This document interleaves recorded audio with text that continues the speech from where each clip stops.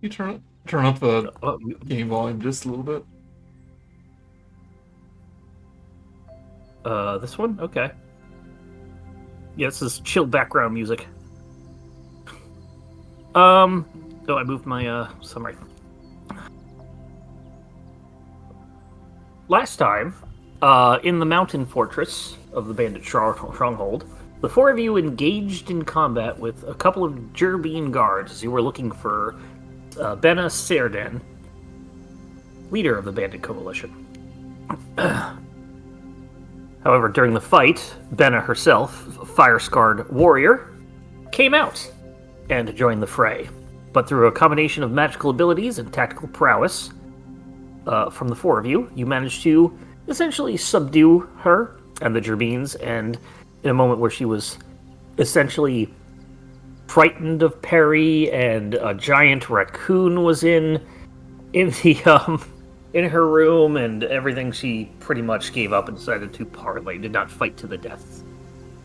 During your journey back, you all essentially engage in a little bit of conversation with her, sort of in the sense of seeing what their plight was, what her plight was, and the bandits' plight were, and essentially found some common ground, for lack of a better term.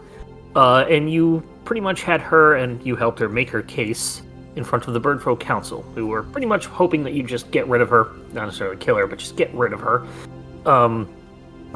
But you successfully negotiated the integration of the Bandit Coalition into Alderheart, and through your actions, you earned the title Defenders of Alderheart.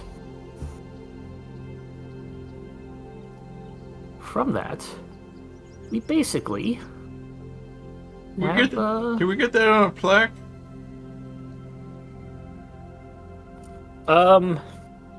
Okay. I forgot the beta voice. It's some guy, some plaque maker. Sure, that's why you came to my shop, sure. I'm sure she sounds like that. Just fancy. You go to the plaque maker shop in the market. However, you have some downtime for now. So let's briefly go over what everybody would do. You pretty much secured immediate help, not only for Meadowfen, but for the Scorched Grove, for all the areas being affected by the Scorched Grove in general. Let's see, Quilton, what would you have done?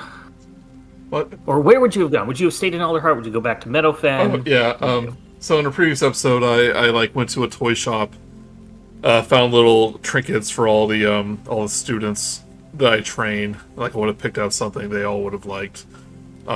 Passed up on that wood Nintendo 64 because it's just out of my budget range. I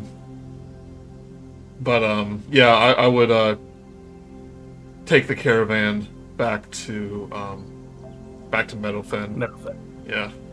Okay. All right. So put a pin in that. Perry, what do you think you would have done? Stayed in Alderheart. Got back to Meadowfen. I would have gone back with Vim. I had promised that I'd look after Vim, so I'd be going back. All right, and good on that because, well, we'll get to that in a moment. Vim, I assume that you want to go see Greatfather.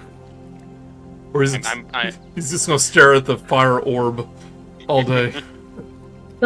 I'd book it straight for the Scorched Grove and set myself up as the new. No, as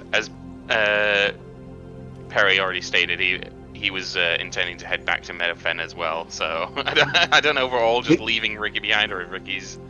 You have one last day where you say goodbye to the fire in the Dusty Flue.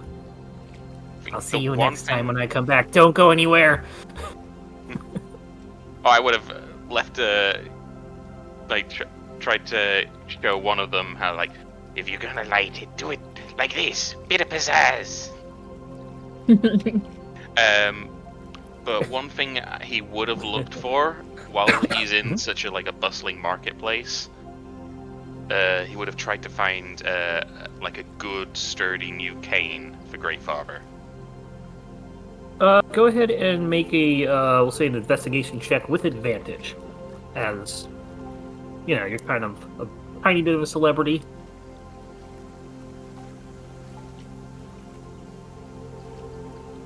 Yeah. 16. Yeah, you're able to find a very good cane. I'm going to actually say with the 16, you've seen Quilton's cane, and you're like, you think that his cane is like a normal cane that people would want. So you find a veteran's cane, which is a common magic item. And you're able to get, we'll say you get a good discount. It's like 2 gold pieces. Because people are appreciative of you, and this is sort of your gift. But yeah, the veteran's cane can turn into a weapon. I'm gonna buy it and be completely oblivious of that aspect. I'm just like, oh, this looks good. Yep. And Rikki, what do you think you would do? I'm probably actually gonna stay back at Alderheart, make sure the bandits are integrated fairly and without any hitch, and I'm also going to pursue the dying watchmaker subplot. All right, well let's actually do something with that real quick since you're on the side. Go ahead and make a sort of the rumors coming around. Roll me a D100.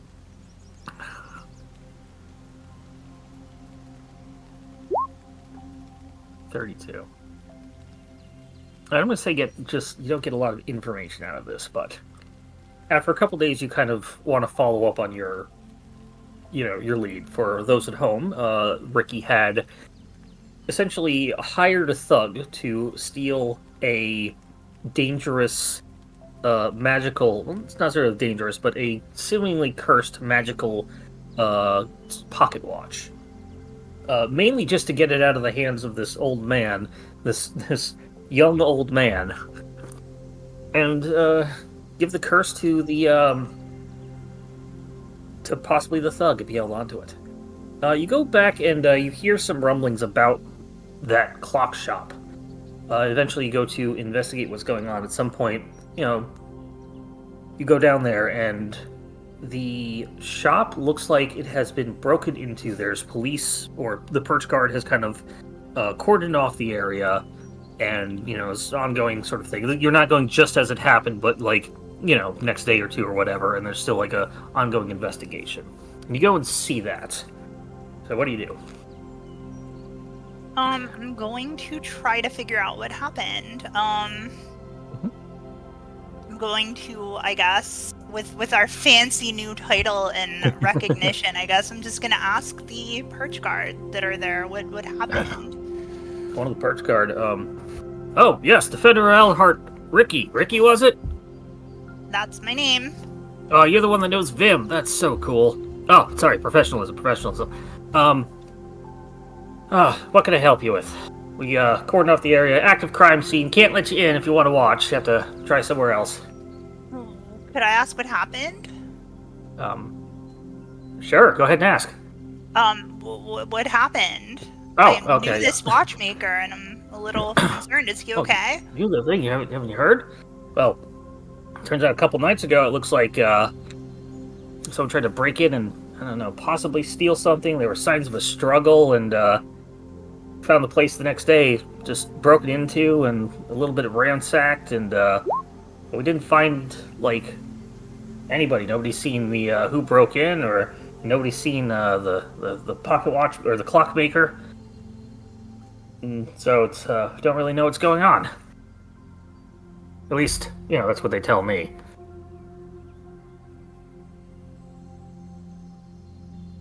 Hey, can I ask you something? Any possible leads on who could have done it? Oh, Yeah, what's up? Well, let me answer your questions first. Well, I don't think they were kind of thinking it was some sort of robbery I want to say gone wrong because it doesn't look like much was robbed that we can tell.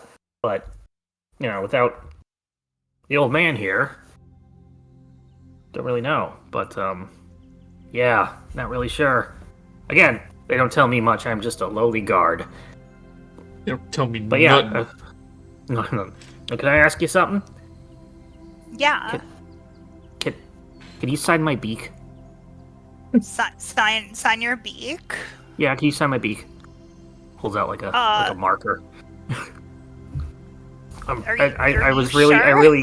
thought it was really cool what you guys did, and I joined the Perch Guard because I wanted to help people, and you guys are a bit of a celebrity, and it's like a toucan with a really long beak. Yeah. It was a bird folk, I should have said that. Let's say it's a bird folk as a Perch Guard, but yeah. He pulls a beak out of his bag.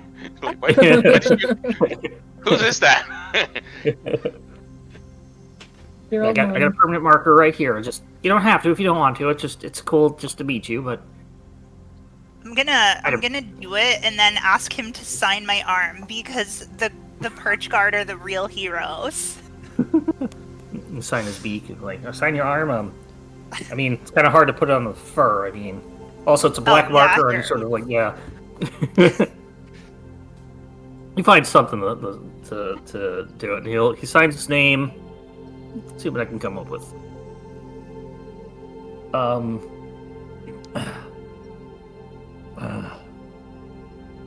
Thinking. Signature required. Goes straight to the bank. How do you spell it? Well, his name is Jeff MacLeod. Jeff MacLeod. Let me write Jeff that MacLeod. down. One word.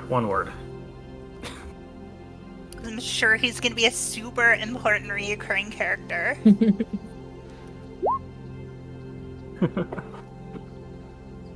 Oh, like the whole thing's one word? Jeff and MacLeod? No, his name is Jeff MacLeod, one word. Yeah, let's say that, yeah, his name is Jeff MacLeod. He doesn't put a space between Jeff and MacLeod, so it's something like JEFMICKLOUD. We'll say that. Jeff MacLeod.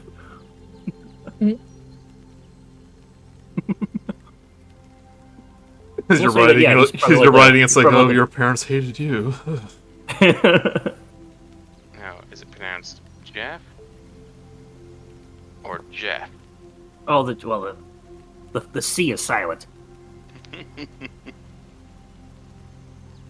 Man, this whole save the guy situation is escalated. I'm guessing the bandit's dead, honestly, because that magic watch is pretty powerful, so... Are you saying that out loud, or are you saying it to the party? Or No, I'm saying that as the player. Definitely like you're not looking in, just that. talking to yourself, and the guard's just like, what? Okay. Turns to the camera. He goes, yeah, I'm never watching this speak again. I mean, some more. So yeah, that's pretty much that. Other than that, as you're ongoing here, as you stay here, what the Perch Guard does sort of make the changes. The Bandit Coalition is integrating with the Perch Guard, and more or less what's going on is that you start seeing a new uniformed force around Alderheart called the Wildwood Brigade. It's sort of that's so cool.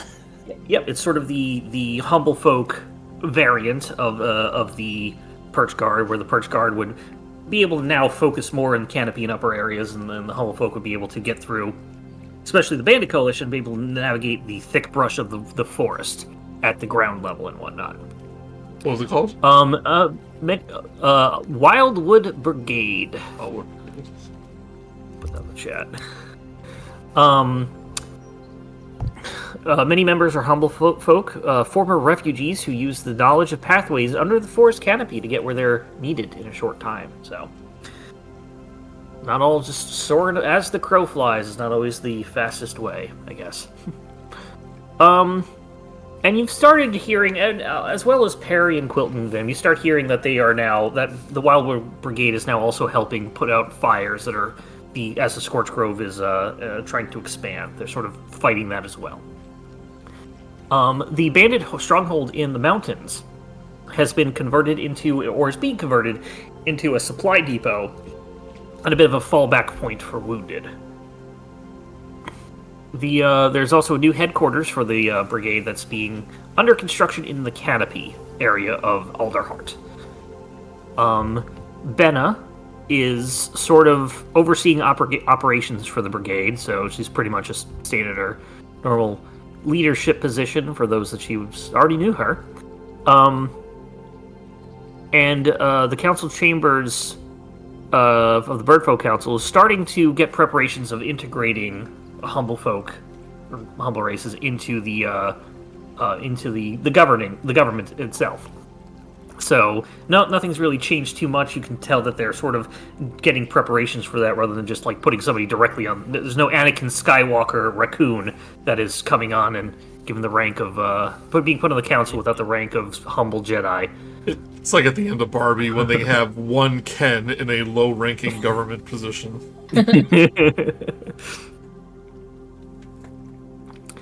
And that's more or less what's going on in Alderheart. Also, give me an investigation check, Rikki. I will do this to just be like other things that you've heard around town. You're not specifically looking for it, but you just need something to see if you hear about things. Well, can I also chime in real quick? Well, that yeah, I know nothing. Well, no, I was just going to say she knows my mother, Alindra, who might be a source of information. Alindra would, but she's not there. Oh, okay. I didn't say what the foreign investigation is just under what you would have needed to just get this, so it'll come out a little later. It's not a big secret. Okay. Arindra's not there because Arindra never existed. Never existed. Is in Meadowfen. She has been stationed. One of the people she decided to go over with all of you, to be stationed over in Meadowfen for this brief period. So your mom has been hanging out as a bit of a guard and I guess go-between for information and kind of like the local brigade, not brigade, but local perch guard personnel. Once we get back to Meadowfen, I'll use my I'll use the Raven figurine, send a message to Rikki, say that we arrived safe and sound. Okay, I think it's probably a little too far because it's 1,000 feet. It's a mile or something? You could send it to the next, like, to what was the Winnowing lady that Reef? we met in the middle town? That was like, 10 they miles. passed it on. That was 10 miles, okay. So Eliza went to the Alderheart. Well, you have other ways of getting this communication there, especially with Arindra there as well. We have ways of communicating between things. Pony Express, Pigeon Express, whatnot. Yeah, so when we get back to town, Quilton, what have you been doing in the last couple of, let's say, a couple weeks? 2 weeks or so. Oh, one thing first, when we on the road back, how did the smoke plume look? From the Scorched Grove. Maybe I'll say it's a little less. Probably immediately afterwards, it didn't change that much. But in the time since then, as they've been starting to put out fires and whatnot, it's been not as bad. It's still there, a lingering sort of threat and reminder, but it kind of feels like there was a net positive to getting it under control, containing it. Yeah, what I'm doing is just go back to my old routine. Grantley, pretty much becomes the, as soon as you get back, he's the first one to show up. When you open up your dojo again. He's Have there you been bright showing early, up way every before morning, that. even though I wasn't here? I mean, I had to. I was keeping the place swept, and I needed to keep it clean, because I knew you were gonna come back. And did you fight a lot of like bad guys? Well, in the end, it turns out I heard you went to the bandits and broke in like a ninja. Well, it turns out they weren't so much bad guys, just a little misunderstood, misguided, but we totally snuck in like a ninja. Oh my god! You didn't even know we were there. We were under the ground, snuck under a big wall, snuck around, and I kind of like overstate, like really dramatic. Like I was leaping off walls, doing flips off rooftops, in and out. No one even saw me. You're gonna have to show me how you did that. I want to learn. I want to know how to do it. I want to go break into a bandit stronghold one day. Oh well. We can do it tomorrow. Oh, it's too late tonight. We'll have to do it some other time. Oh, okay. But well, when are you gonna open tomorrow? I go. But watch this, and I'll use some of my new elementalism to make like a I'll make some like the of like the chairs in the room, kind of like lift off the ground and start like moving across the room. I haven't done this since I was a youngin'. Who? You're a druid? She goes, well, not quite, but maybe one day I'll tell you the story of how on my travel I met some of the magic types and learned a few of their little secrets. You can learn magic? Oh, I want to learn magic. Oh, but that is a very noble pursuit. You know, I heard there was a very prestigious magic school in the Humblewood. Oh, school? Yeah. Well, how else do you think you're going to learn homework? it? And I give him a little playful bop on the head with my cane, saying, "Ow! No, tiny little bop." No, don't tell your parents. Don't tell your parents. Yeah, gotcha. No, don't scare me like that. The longer we're here, the weaker Quilton gets as the dojo sapped his strengths again. See, I believe it's called the Avium, Mark. Yes, it's the Avium. It's a little. It's kind of between the Crest Mountains and the and Alderheart. You know, deep in the Humblewood. Your magic school called the Avium, in all of the world's top magicians go there for training. I think they're called mages. Yeah, I call them magicians. You and your because it's all a bunch of cheap tricks. No, I'm just kidding. So things pretty much get back to normal with you and Grantley and all the other kids that come in for the dojo. You learn that Grantley was kind of like keeping Greatfather company while Vim was gone, and they kind of have a nice sort of like friend, like neighborly sort of relationship now, even though one's a kid, one's an older guy. It's kind of like, hey,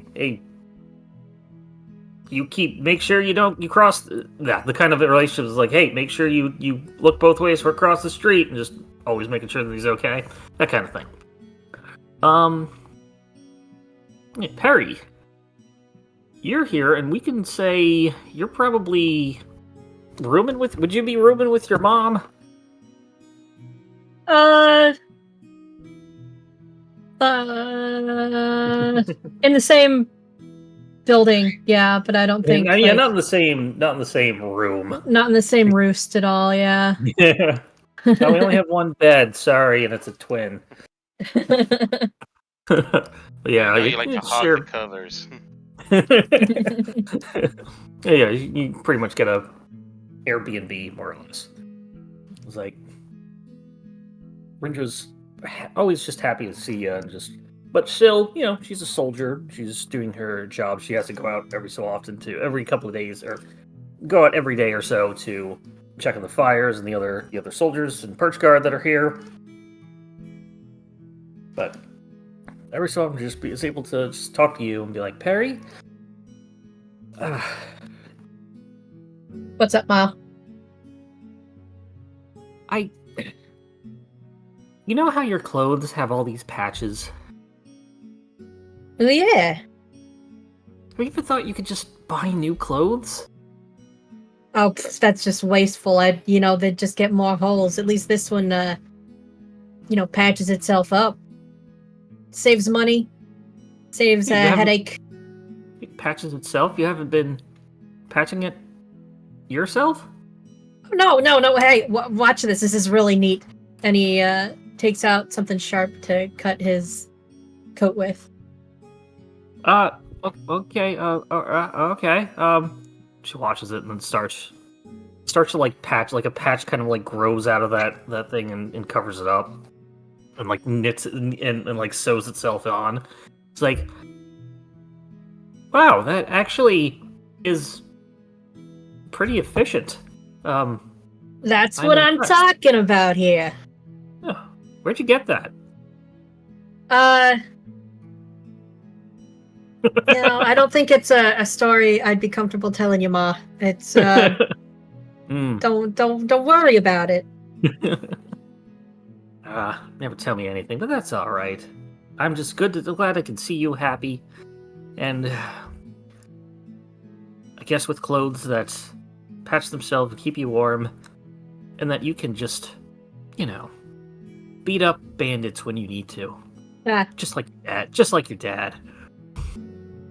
Good old Pops.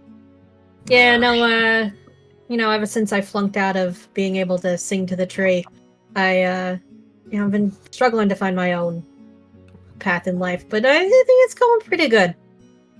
He's welcome back in Alderheart. Got plenty of room for you. Not yet. Not yet, but I know you miss my cooking. But I still have some work to do yet. Oh, yes, you're cooking. I've, of course, missed that. She's got a big plate of birdseed in front of her.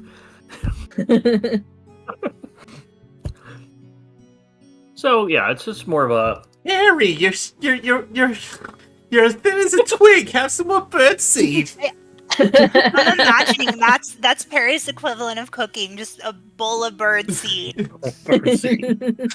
Hey, there's millet, too.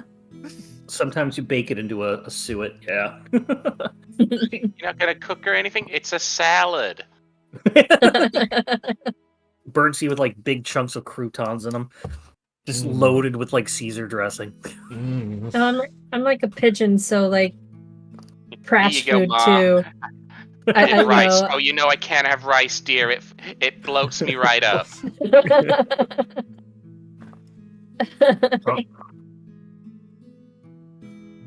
So yeah, it's not too much. You're pretty much in a situation where you're just you're happy to work on stuff, and kind of nice just to have family nearby.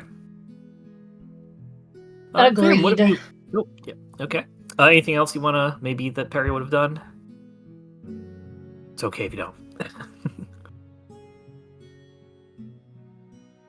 Nothing? Okay. Vim, what do you think you've been doing since you got back? Oh, I think we lost her. That was the reason why nothing. Yep. There we go. There you go. Welcome back. Well, that was the wrong button.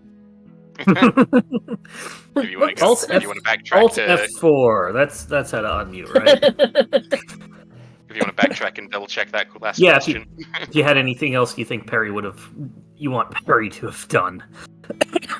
No, he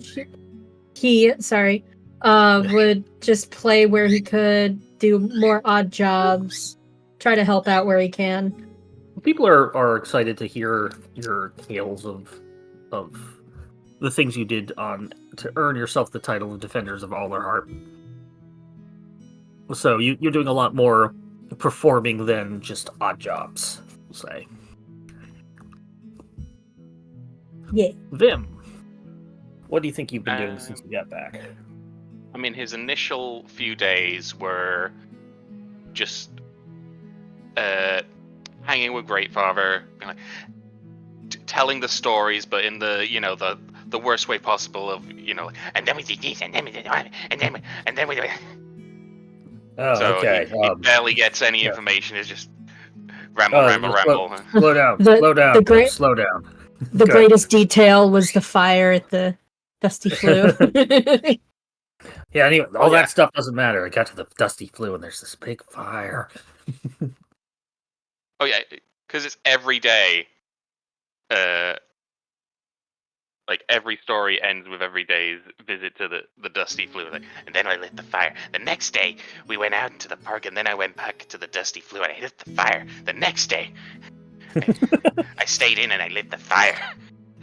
All right, Vim. I think you're old enough now. No, And then we come went with to the me. mountains and wait, old enough Come with what? me, Vim. Come with me. He brings you to the backyard. You're old enough to know that fire isn't real.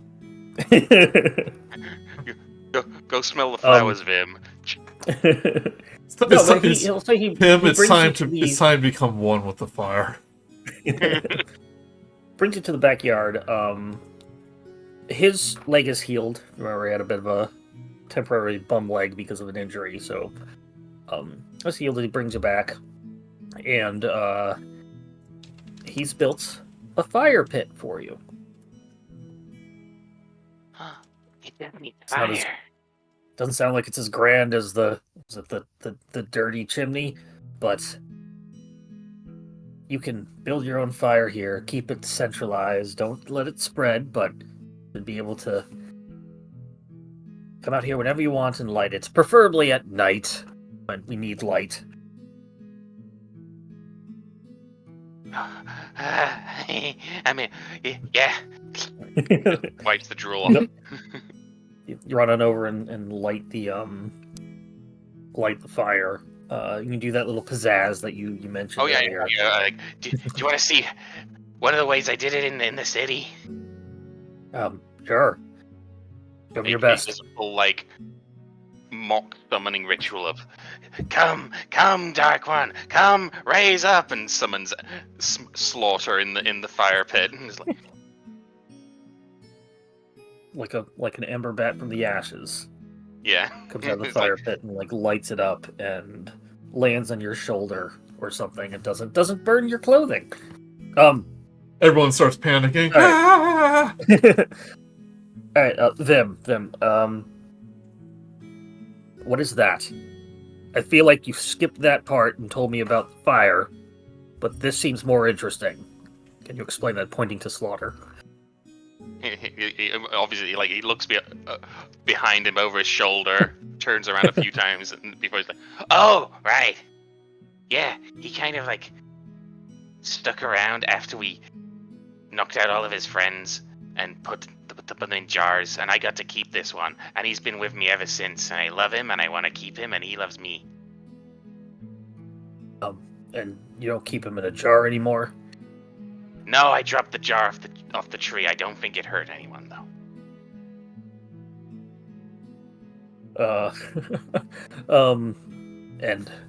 And you use that to light the fire?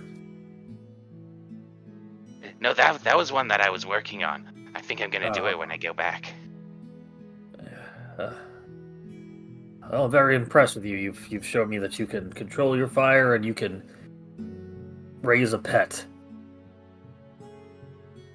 responsibly. Let's have that be an outside pet. It's we live in a wooden house. You know. No fire in the house.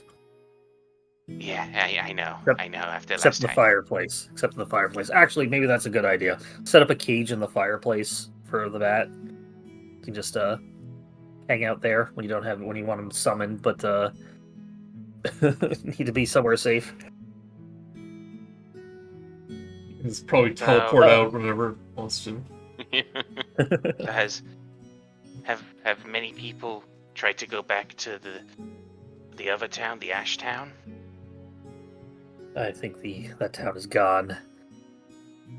Everybody has either moved on to other towns, maybe gone to Alderheart, from what I can gather from contacts and friends. But we're going to need to get this fire under control before they can go back to Ashborough. Well, Don't worry, maybe while we'll do I'm it. here, I'm here. I can help out a bit, That's kind of looks a little worried at that. That might be a little too much for you. It's dangerous. It's the fire. It's not like the fire pit or your bat there. It's a wildfire. Bigger. It's an uncontrolled fire. That's dangerous. Sounds amazing. Fires can get Take bigger. Takes you on the shoulder. It takes you by the shoulder. What have you done? Them, tell me. You promise me you will not go there just to look and play with the fire. Stay away from it. I promise I won't go there just to look and play. Okay, you put emphasis on just, and you've been living with me for years, so I know what you're doing there. So be honest. Don't go near the fire. Okay. I won't go Okay. near the fire just to look and play.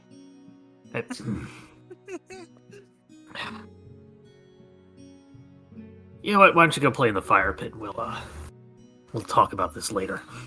Figashing. Whee! It treats it like a sand pit. You go jump and it's like, look, I built a fire castle. And Say here's the sometime drawbridge, and here's the moat. It's filled with fire. Sometime later, like another day or two later, you start hearing either you're coming home or you're waking up or something. You've been not in the same place as Greatfather, and then you hear him sort of having a stern, not quite heated, but a stern conversation with somebody that you are unfamiliar with, and you kind of hear the whole thing. I'd definitely be going up interested there. if it was heated. Well, that's true. Metaphorically heated. Roll a. So, how do you want to approach this? They are kind of talking privately, as you can hear them in another room or something like that. What would you like to do? And to use all my tricks, everything I've learned. Let's go, Lizard Cam. Okay. You send a lizard into the other room. You see that Greatfather is talking to I believe a strig. He looks like an owl, but he can definitely be a strig, mainly because I picked the wrong art when I was trying to find some art. So, you're not familiar with this person, and you're starting to listen. Go ahead and roll a stealth check for the lizard. Let's see. Where is compendium? Lizard? There it is.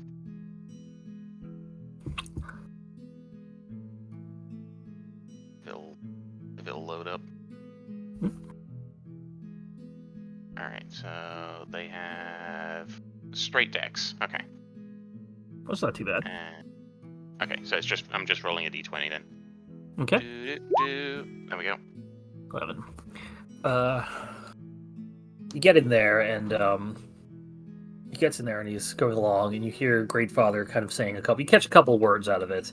He's saying to this one, we'll put the name wrong. Name him. Yes. Yeah, Briar, I know you came all this way, but no. He's too young. He's very frustrated, not really sure what to say. This other string is like, we can help him be able to and in return he will help not only us but everybody in the wood. And at that point, because you rolled an 11, he kind of sees this green lizard on a brown wall, and kind of looks over at it. And he's, I know what that is. We've got an eavesdropper. If that's Vim, let me come on in here and let me meet you. Greatfather kind of steps up. Vim, just come in here. In the distance from their point of view. No, it's not. Don't make. Greatfather grabs the lizard and shakes it really hard. He falls over where he is because he is using the lizard senses. So Yep. It's just clatter bang, clatter bang. Okay, feeling better, Vim? Alright. This Vim is an old friend of mine, Briar of the Thornwood Path.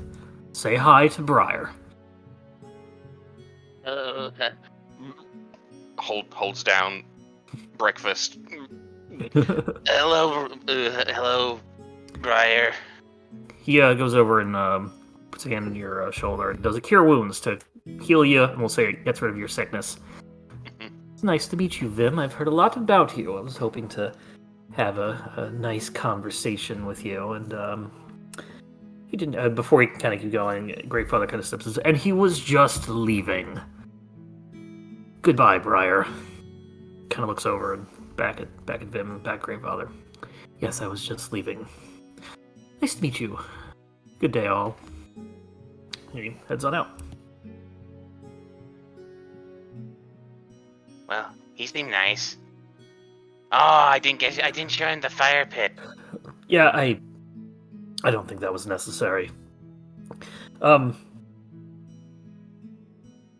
He's kind of being a little sheepish right now. I apologize for shaking. I apologize. I apologize for shaking your lizard. Hands it back to you. But sometimes you need to learn the hard way. I learned nothing. Well, that's why I'm here. I'm gonna fix that. You're gonna learn everything. That's a lot. Okay, we'll start small. So, a little bit of everything? I think that sounds like a good place. Yeah, let's do that. A little bit of everything. Cool. So come on, why don't you show me your fire? Okay. Heads on out to the fire pit. Just as he turns around to head out to the fire pit, Vim had started to light fire and was like, oh, wait, not in here. Outside. That's lesson 1. There was also a very terrified lizard in his hand as his hand started to glow. My mom did that one time when I lived in Florida. Accidentally cooked a lizard that climbed into the oven. We didn't realize until afterwards. Poor thing. Yeah, it's horrible. Well, thanks for telling us. But that's what Vim needs to learn. That's the danger. I don't remember cooking this.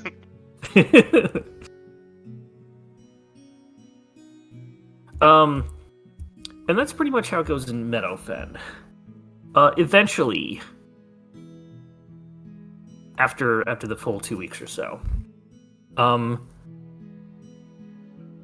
aide to the Birdfolk Council will show up and delivers each of you a letter, asking for the three of you, as well as Rikki, to give an emergency summons to the council in Humblewood, or in Alderheart, excuse me. Looks to be needed immediately. Need you guys all immediately. We'll say that you can all meet up in the town square somewhere to kind of like go over all of this. So, what do you do?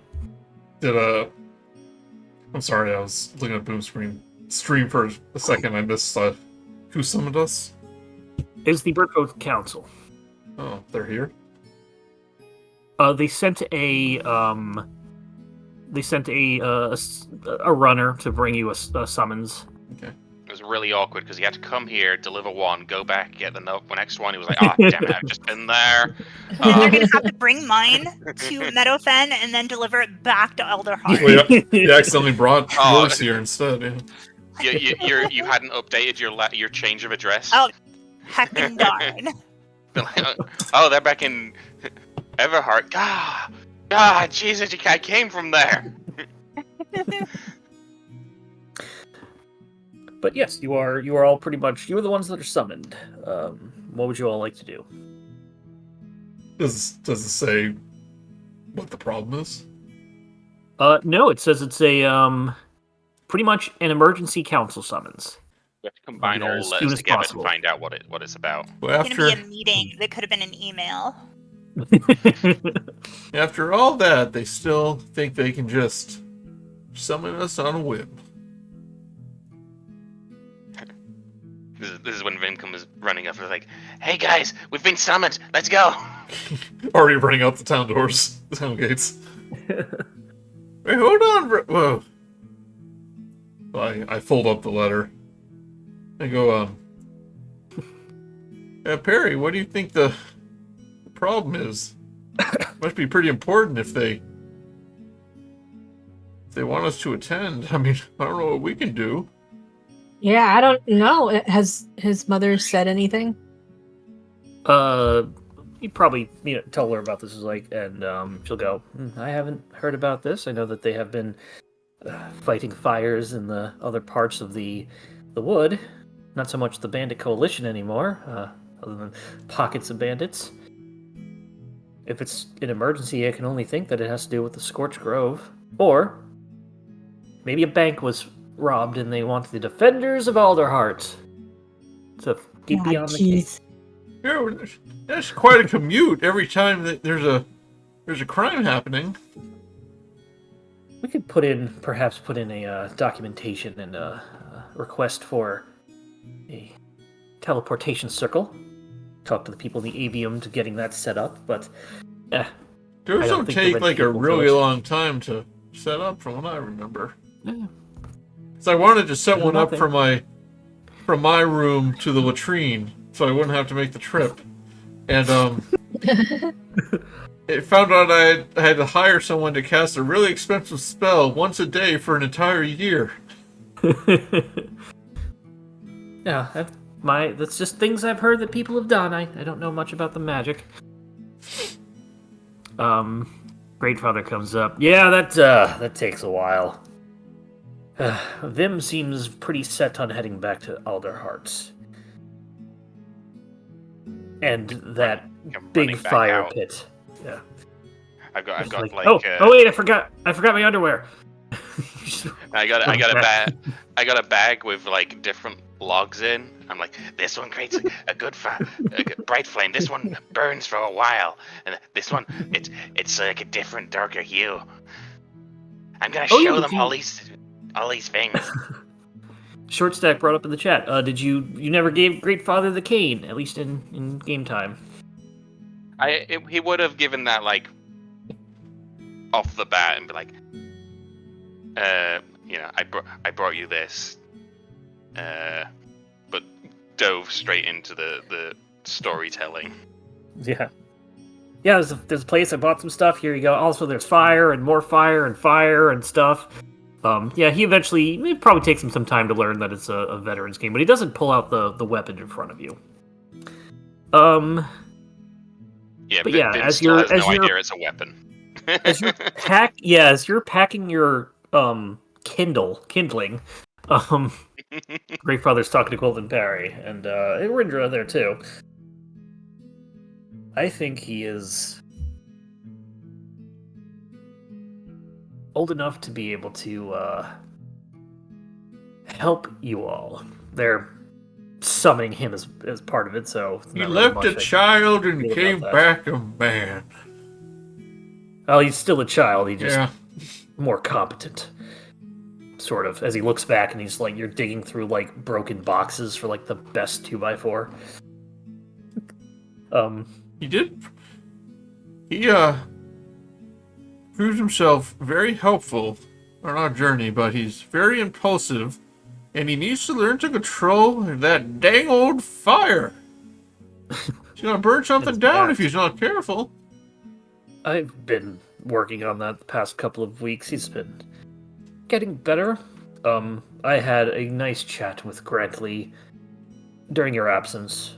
Oh, thank Wonderful you for young lad. You were gonna. Thank you for looking after him. You know, his parents are away a lot. He doesn't have someone to look up to. I was very hesitant leaving him alone for so long. Yes, as I was hesitant to have Vim travel with you, but he has rightly shown me that you were able to kind of take all of your students and get them under control. In my absence, and I feel I should be here to protect from the fires, I think that you make a good chaperone, for lack of a better word. Maybe even role model. But I don't expect you to teach them the ways of the fire. Oh, I'll tell you the truth, I haven't. So even though I learned it on my studies, I haven't produced a flame in a very, very long time. That's good. I'm not expecting you to make fame. To have him just control his impulses. You would know if you haven't done any of your fire in a while, then perhaps something you can teach him. He kind of starts like tapping his cane for a moment. He goes, "I've seen firsthand the dangers of fire that not kept under control could do. I mean, he already wields it pretty well, but I am afraid just one rogue flame would." And I kind of trailed off. I understand, and you kind of see in him that this is a genuine sort of understanding. He looks uncomfortable when he starts talking about fire. Yes. All I ask is that you just keep him from doing anything rash. Keep him safe. I trust he will keep himself under control. As Vim runs by with the Emberbat cage. Oh, Vim's running, like, back to you guys with, like, the bag full of wood, and Slaughter is behind him, like, desperately trying to drag a plank that he's been given, like, just... Vim, we don't need all those woods. There'll be plenty on the road if we have to make a fire. You're like a dog with, like, a big stick. It just can't get anywhere with it. He's just carrying it in his mouth, but you're doing it with a 2x4. I'm like, oh, no. There wasn't any of these woods in the city. I know. I was looking. I think let's save that one. Let's save that one for here. Special time. Roast marshmallows over it. You're right. Everyone should be around when we light that one up. Yes, sure. Sure. Now, I'll do my best. He leans in and whispers to you two. He's like, the smoke makes anything you roast have a nice flavor. Oh, that does sound nice. No, we can't bring unnecessary weight. Do we still have our turbo cart that we made on the road? That was Eliza's. So yeah, but we stole it when we left. Did we not mention? Oh, that's true.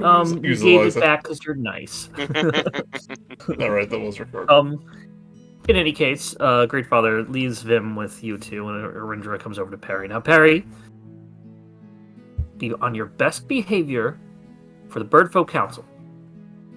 Okay? Yes, Ma. All right? Promise me? I promise. Okay. If you're good, we'll go to McBirdseeds afterwards, and we'll... Does she lick her thumb and clean off Perry's cheek or something? I think I did that in a past game, but yeah, she's just gonna keep doing that kind of stuff. His face just always has smudges on it. Mom, I'm 74 years old. Stop it. 74. Wow. No, Birds can't mother. Alright. Yeah, we'll see when you get back, or if I have to head over there. Remember, I love you, Perry. Hug. Love you too, Ma. Come here, bring it in. No, remember you just say hug to each other? Oh, that's right. Hug. Hug. That? Sorry. Say hug to your brothers for me. And with that, you all head back I up want the road. what they have. And they're good. Mother-son relationship. You pass by Grantley as you're leaving, and you're like, "Hug, Grantley." And he's like, "Oh, okay."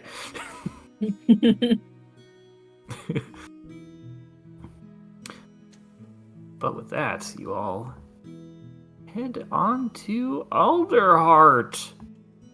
All the way to Alderheart. Rikki, you've been given the same summons. And you're eventually going to... I get the summon the same time that they arrive, because it had to come the whole way back. Yeah, we could say that. So there's no problem. We managed to overtake the runner because he was just so tired. Well, you had the fox mask, so it made you faster. We were rolling the entire way. Yeah. You get back. You are kind of through some messaging. You find out where Rikki's staying, and you eventually just. We pass by when we reach. Do we have to do more chores for the magistrate? No, but you stop there and you have a rematch of backgammon. Ends in a draw. Are there some new tricks in Alderheart, boys? I learned better ways to cheat without anybody knowing. Bold of you to say that out loud. That's how good I am. But yeah, you're able to eventually just head to Alderheart, meet up with Rikki. Yeah, it was weird of you to rent this place across from that crime scene over there, Rikki. Why are you so interested? Turns out the crime scene is a nice, like, murder mystery themed bar. That's a really cool idea. Has anything changed with the crime scene since I first initially... There has been no sight of the owl. Or the strig. Tippery cog-wise. You have not... Nor is there anything of the thug, but you didn't really get a name or anything of the thug. So you're not quite sure.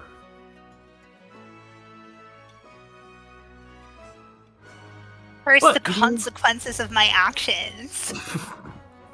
I was trying to protect an old man, and now he might be at the bottom of a river with cement shoes. I'm more worried about the thug than the man. Yeah. Because basically, the clockmaker has godlike powers. Possibly. His godlike powers is aging. But yeah, you do worry about that. You're not quite sure of the limitations or what's the word? The opposite of limitations for the pocket watch. What it can do, essentially, whatnot. But you all meet up.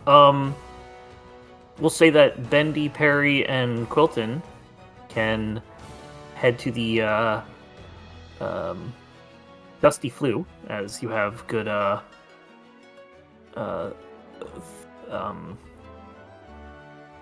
you have good word there. You're celebrities. You have good friends there, Chimcharu and whatnot, and you can stay there for the night. So you'll be able to go to the summons later today or in the morning. So you got some downtime, and eventually Rikki shows up too.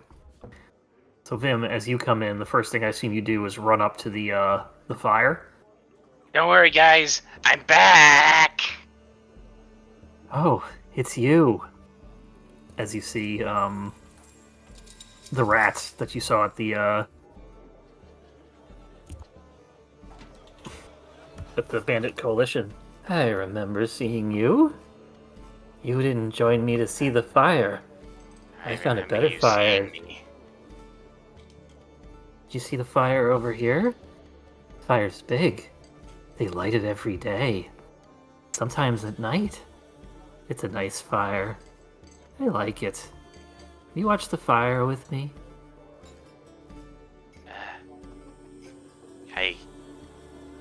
I will, but I need to catch up with my friend. Okay, I'll be right here, next to the fire. And I'll see you later, if I'm not looking at the fire too hard. Yes. He doesn't blink once. I can hear his eyes cracking. They're as red as the heart of the... Well, the heart of the fire, probably. They're as red as the fire themselves.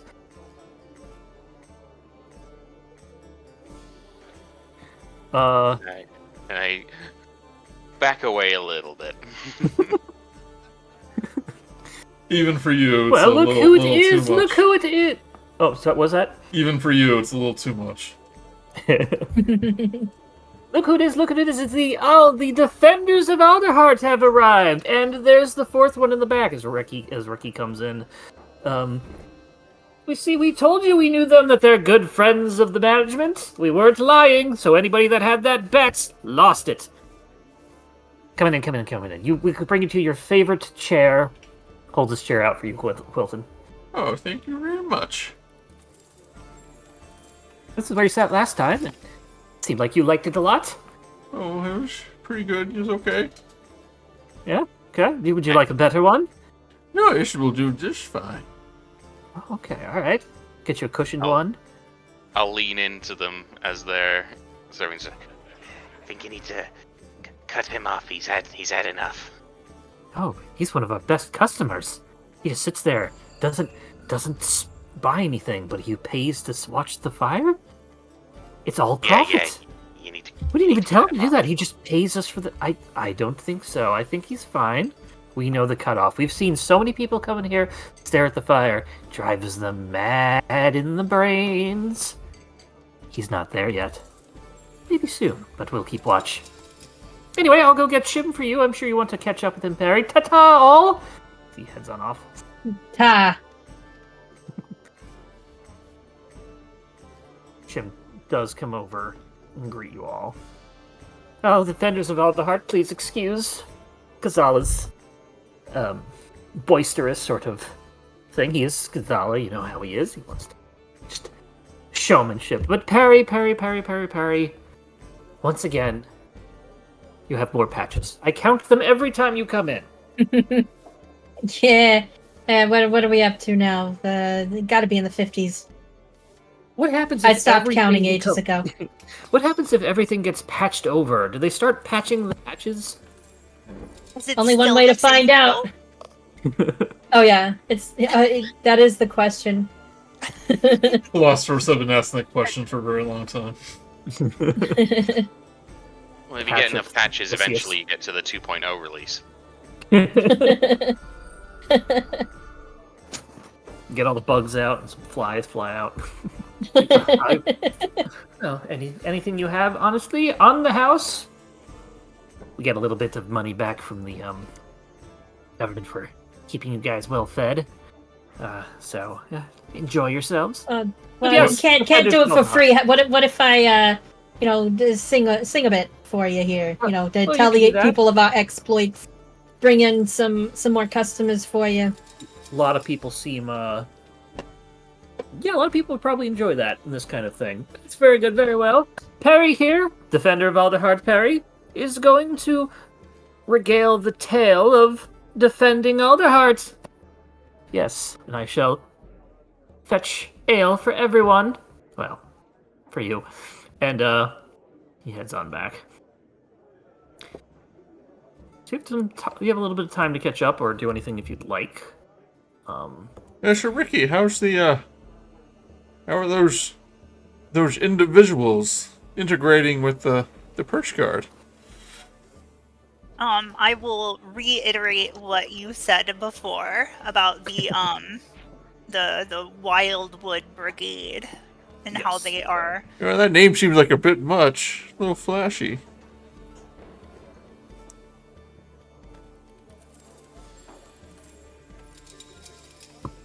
I think Rikki agrees. Oh yeah, it definitely is, but it sounds really cool. Yeah, kids today with their fancy names. The perch guard. Nice and simple. It's proud and stoic.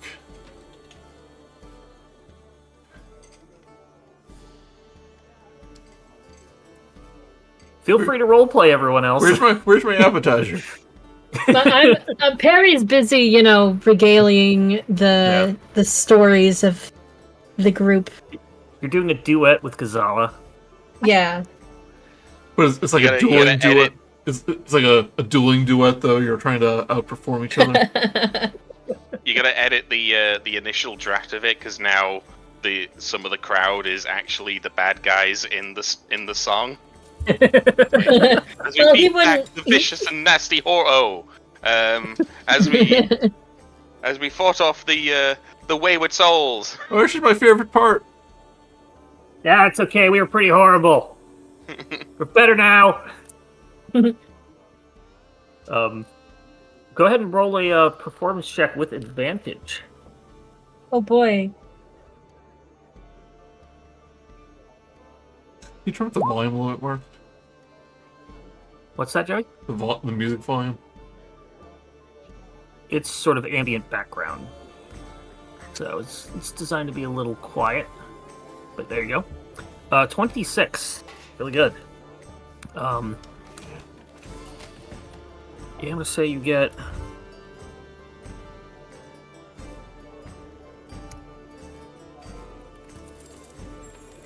11 gold pieces total throughout the night as you, or throughout the time here as you, sort of people come up and give you a tip, and Gazala pretty much takes 1 coin and gives the rest he keeps 1 and you get 11, as he's just assisting you in this thing, and you're obviously the one who deserves all of the busking profit. Well, I'll give like 3 back to my old buddy Chimchuru. Oh, Just Perry Perry doesn't like doing anything for free. Perry, you know you don't have to. You've already saved it. Yeah, I'll take it. Thank you. Goes over it. Everyone love free He's modest, stuff. but he also, he's modest, but also loves money. This is a You big shouldn't place. have. Takes it. This is a big place. It's gotta cost a lot of money. Oh, this map is... I forget what this map is. I think it's called the Hearth Inn, but this is actually supposed to be like 2 levels, and what the thing in the middle is supposed to be like the lower level, and this is looking down into that thing. But I made it a little... I kind of just made it where it's just 1 level. Oh There's boy. just like There's room for even more fire then. But yeah, in this one it's just 1 level and everything's on that. So yeah, if anybody else has anything they'd like to say or do, feel free. Well, we went on the road with everyone else for, a week or whatever, so yeah, I'm just gonna catch up with Rikki, ask about her mysterious murder mystery or whatever that's going on. Like, upplay it. Act really interested. Because I am really interested. Keep it down, on the down low. I imagine... I'll definitely ahead. explain to Quilton and Perry, and if Vim's not looking at the fire, Vim too. Have you just been having this entirely other adventure when we've been away? Yeah, I guess so. Yeah, watch us be dragged into this. Is that why we've been summoned? You think? No. You're not actually sure of that, Rikki. They could be that. You have no idea. Gonna say no anyway. Then what are you doing all this? I kind of imagine that you wanted to run to the fire, but with Montag there, the rat, you're like, Yeah, he's like the Mandark to my Dexter. Just looks at you and he's like, ha ha ha ha ha ha ha ha. You'll try to outstare each other. You are stupid. I'm little much. I'm just seeing like his future if he doesn't stop drinking. I mean, playing with fire. It's like there can be only one. but he's not confrontational enough to deal with it. It's like Yes, with that. I wanted to make an entrance and do one of the shows the Firestart shows I was working on, but now I feel awkward because he's here. Hey, don't let anybody get in between you and what you love. Then just jumps into the fire. There you go, forever hold your peace. Alright, let's... Maybe if I just go to the other side and it'll be fine. Let's see. I'm gonna pull out one of the logs that he's hefted across. Where are you keeping that? Head to the other side. I see a newspaper. I see that they're coming out with the Woodtendo GameCube. Unfortunately, there's a price increase. Yeah. Fire has caused a lot of trade disputes. Yeah, they're bringing out the second one, the Woodtendo U. But that's obviously just an add-on to the Nintendo I already owned. So I won't bother buying it. You gotta buy all the Then perennials to go with it. You throw one of your logs into the fire, and it kind of, you throw it into the middle is a good thing, and it kind of does a quick split of the fire. So kind of like, because it's going around the log before it kind of like catches back up on itself, and for the brief moment, you see Montag staring directly at you before it covers back up and you can't see him again. These like the logs from Back to the Future 3. Oh, you mean like the Like special, the really hot burning yeah. logs. Yeah. He found ones that are not quite as showy as that, but like to Vim, he's looking for all the subtleties. But with that, you pretty much spend the night here. Your summons is in the morning. So everybody can take a proper long rest. You've had plenty of long rests. If you use any abilities or whatnot, you'll get them back. Let's take a quick break. And we can stare at this fire in the meantime.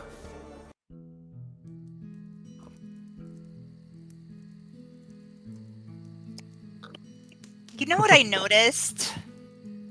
That every time we've gotten a mission to go do something from, like, birds or the bird council, it's always get rid of someone that's inconveniencing them. Are we? Maybe that means something.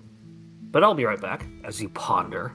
Alright. Are we like the Black Ops? Like we do the jobs and like deny all accountability. So like the perfect utopian society can continue to function. Like a Mission section Quailed. like a Section 31 from Star Trek. Oh my god, we're Section 31 Yeah. of Alderheart. We're gonna have a horrible Paramount Plus movie coming up.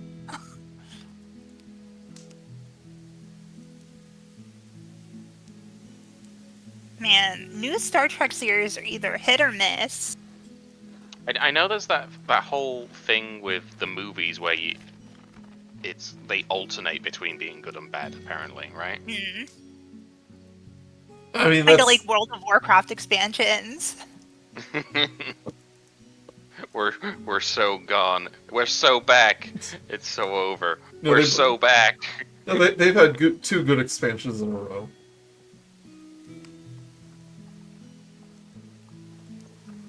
But yeah, it's a motion picture.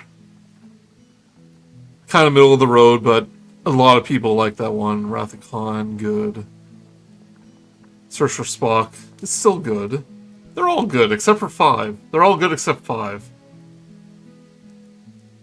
And Insurrection. That was not good. I actually haven't really seen any of the movies. I saw the one where Zachary Quintus played Spock, and that was the only Star Trek movie I've seen. Well, those are definitely blockbuster Star Trek, so they're a little different. in my opinion. Yeah, Yeah, all, true. all of the layout is designed by Apple. But even that, first one good, second one not as good, third one good. I've been watching the Orville. It's surprisingly good. Back. Yeah, I watched a couple episodes of season 2, and then for whatever reason, I kind of fell off it. I don't know why. Oh, you need to start from 1. Well, I mean, I started at 1, and then like for some reason, when I only watched a couple episodes of 2, it was when the actress left. Maybe that kind of like put me off it. I was like, why is this person leaving? I liked her. I'm not going to watch it because of that. Which show? The Orville. How many seasons they got? 3? Oh, the security officer. Yeah. Yeah, I was Yeah. a little upset for her to leave, but I did like the new security officer, and I feel like it was just one of those, she had other obligations. Oh, yeah, I things, mean- because she does make a cameo later on. Yeah, So- it's probably better than just her not showing up and they just like, oh, and security officer, what's her name, like went off to the moon or something. So at least they had a They gave her a really good goodbye episode. yeah. So like at least Yeah. they gave her a send off. Yeah, They maybe should have done a thing where they just have a character leave for a season and just bring him back. like Like a the doctor. Crusher.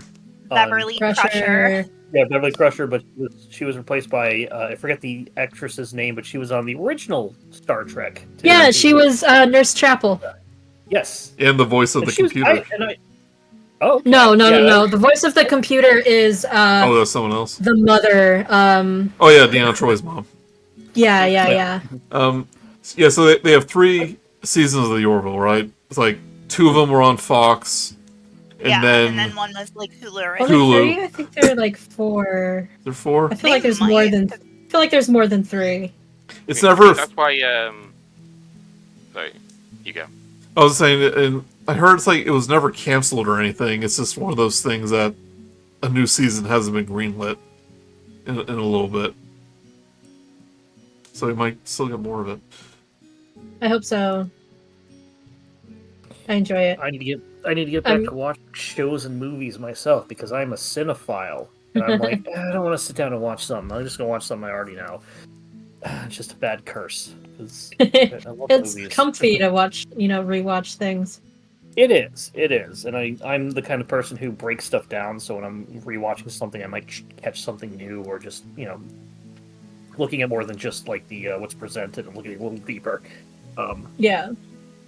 Careful if you ever watch a movie with me because I will straight up be like, "Hey, this is what this means, right, Joey?" All the commentaries we've done. You're only allowed to do that if you wear a fedora, Mark, and then you Mark explain everything. I will gladly wear a fedora if I get to explain every little thing about a movie that I can. And you have to say actually. Actually, it's actually the triangle means that they're the good guys. Triangles are the good guys. See if you bring what is it, like just some snacks and a drink with a straw, you can do it Uwe Boll style and just. If I do it Uwe Boll style, then I have to, after we're done, I have to challenge somebody to a boxing match because I can't take criticism. It's the. Have you ever seen any of the or heard any of the of his director's commentaries? It's No, just I him. haven't. He's just sat there eating food and drinking. Like you can hear him slurping away and crunching. That's on snacks. amazing. And he's just going, haha, yeah, this bit. I have to, like, his stuff is very plain and kind of bad, like, obviously, but, like, he's able to get money and hire actors that are decent actors and good actors and whatnot. And, like, Aren't all his movies like I don't want to say money laundering, but basically That's what money I laundering? feel like, yeah. It It's was like, gotta be. But hey, I mean, he's able to make movies. I wanna criticize him for being bad, but hey, he's made more movies than me. Like I think I don't know if he he made said better he movies, just but- literally makes trash movies for tax write-offs or something like that. Eh, He give made them. it was like based off this super For- violent video game, Postal. He Postal, actually yeah. put himself in the movie and killed himself off in the movie. And admitted Amazing. basically that's what happened. He also made For the King, a Dungeon Siege tale. That one's got what's his name? Michael Kahn? No, that's not Michael Kahn. It's Michael Madsen. I don't know. I can't remember his I name. ain't done I'll watching probably get none it of those wrong. movies. See, the thing I find the most hilarious is I think it's one of the Blood Rain films. The fact that he filmed 2 films at the same time. One was the actual film, and one was a parody of the film. And they literally would go for each scene. They would do the scene for one movie, then just swap the actors and bring the other actors in and on the same set and do the same scene for the parody of the scene. Brilliant. Wait, what's this It's- now? Yeah. Did they So- release it? Yeah, hang on. Let's see. Hang on. That's Didn't yeah, we I watch agree Blood that's pretty Rain awesome. when I was up there visiting last time? I feel like I Mhm. watched it. Yeah. That seems One like of a movie you would watch, just randomly. It's like, hey, I what? believe it's Blood Rain. Or hang on. Is it Blood Rain? It's We watched it with a few other Yes. people. there we go. So Good time. there's Barbarella? put it into the chat. There's Blood Rain: The Third Reich, and at the same time, using some of the same actors, he did Blubberella. Yeah. I remember this now. It Yeah. is a scene-for-scene spoof of Blood Rain: The Third Reich. Wow. Yeah, That's amazing. It probably sucks, but like that's just amazing that that's what they decided to do. Like, Clint Howard's in It's art. Efficiency. it. It's art! did Clint Howard play a mission control person? Because he plays that in like every movie. It's like, yeah. Or an ice cream man. Oh, so Right. see there. So if you look in the cast, in Blood Rain, it's got Clint Howard as Dr. Wolfgang Mangler. Oh my God. In Blubberella, it has Clint Howard as Dr. Wolfgang Mangler. So hold on to your seats, everyone. Wikipedia claims the film received negative reviews. Oh What? no! Whoa, an Ua Bull film with negative reviews? That's unheard of. God, he might have to go punch somebody for that. Throw somebody to fisticuffs. The film roughly follows the plot of Blood Rain 3, although some scenes are inserted for comedic purposes.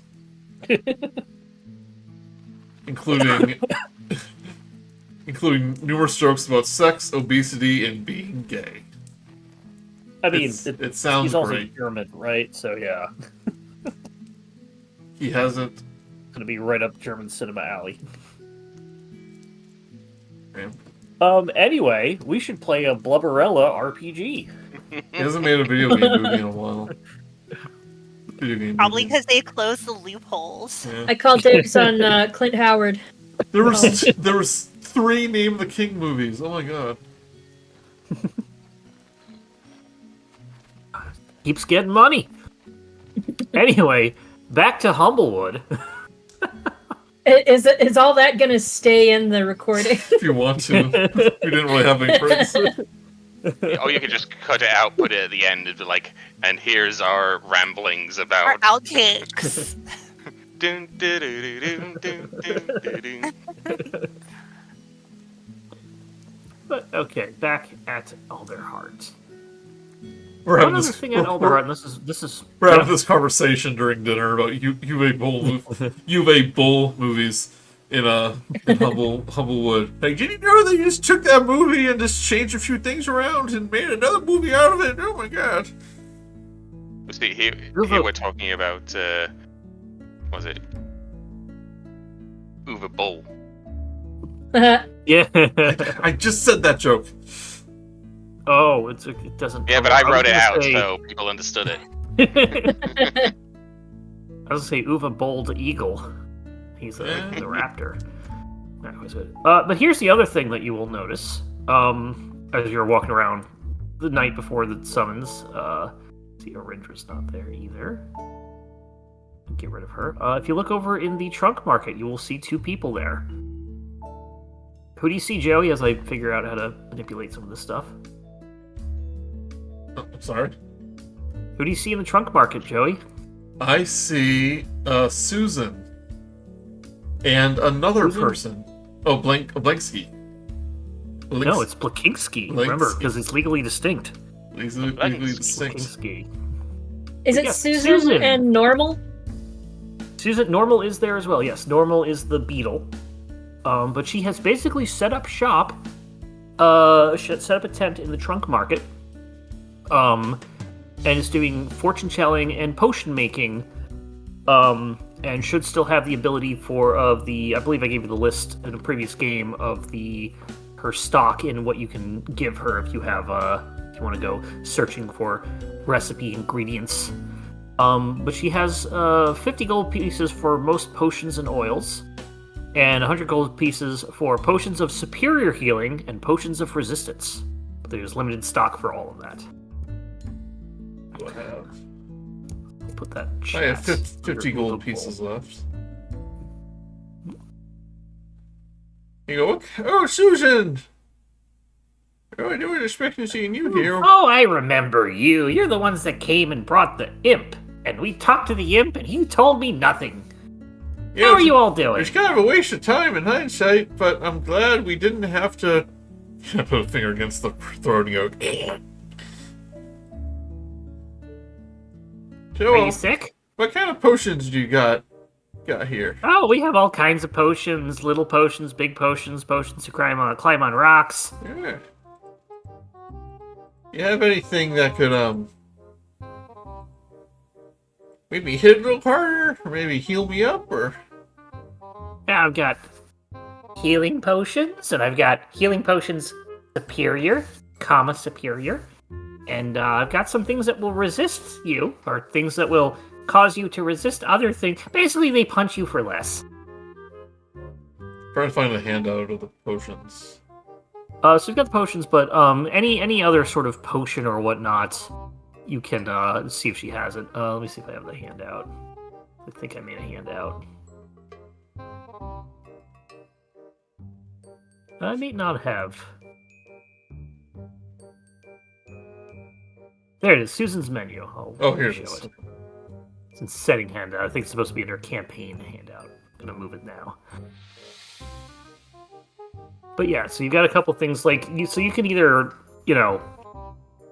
put in for that, or you can buy. She pretty much has a better stock now on top of that. Perry, you're walking around, you're looking at all this. Be careful touching that. Oh, I don't know what it does. Wait, which that? There's All of quite a it. few that. Oh. All of it, yeah. He retracts his hand, his feathery hand from an object on the table he was going to look at closer. I think there's a gun on that table. Right next to Susan. Oh, yeah. I just found this map earlier today because I was like, oh yeah, Susan has a tent now. I need a good map. That's the real dark That kind of dark makes sense. symbol that Susan the has a gun. mayor wanted. Don't know what it does. Yeah, it was left here. I got this tent on cheap because couldn't find who the person who owned it kind of like ran off and didn't pay their bill, so I got to keep anything that was inside. It's kind of neat. I think it's kind of like I'm thinking about putting it on the wall and maybe like opening up like a food place and having all this weird stuff on the wall. Well, you got a name for that kind of a place? What would you call it? I was gonna call it maybe Fry Man's. Fry Man's? Yeah, we get some man who gives the people who fry things up and we sell it to them and we put all this funny stuff on the wall and everybody wears pieces of flair. But how many pieces of flair? 2.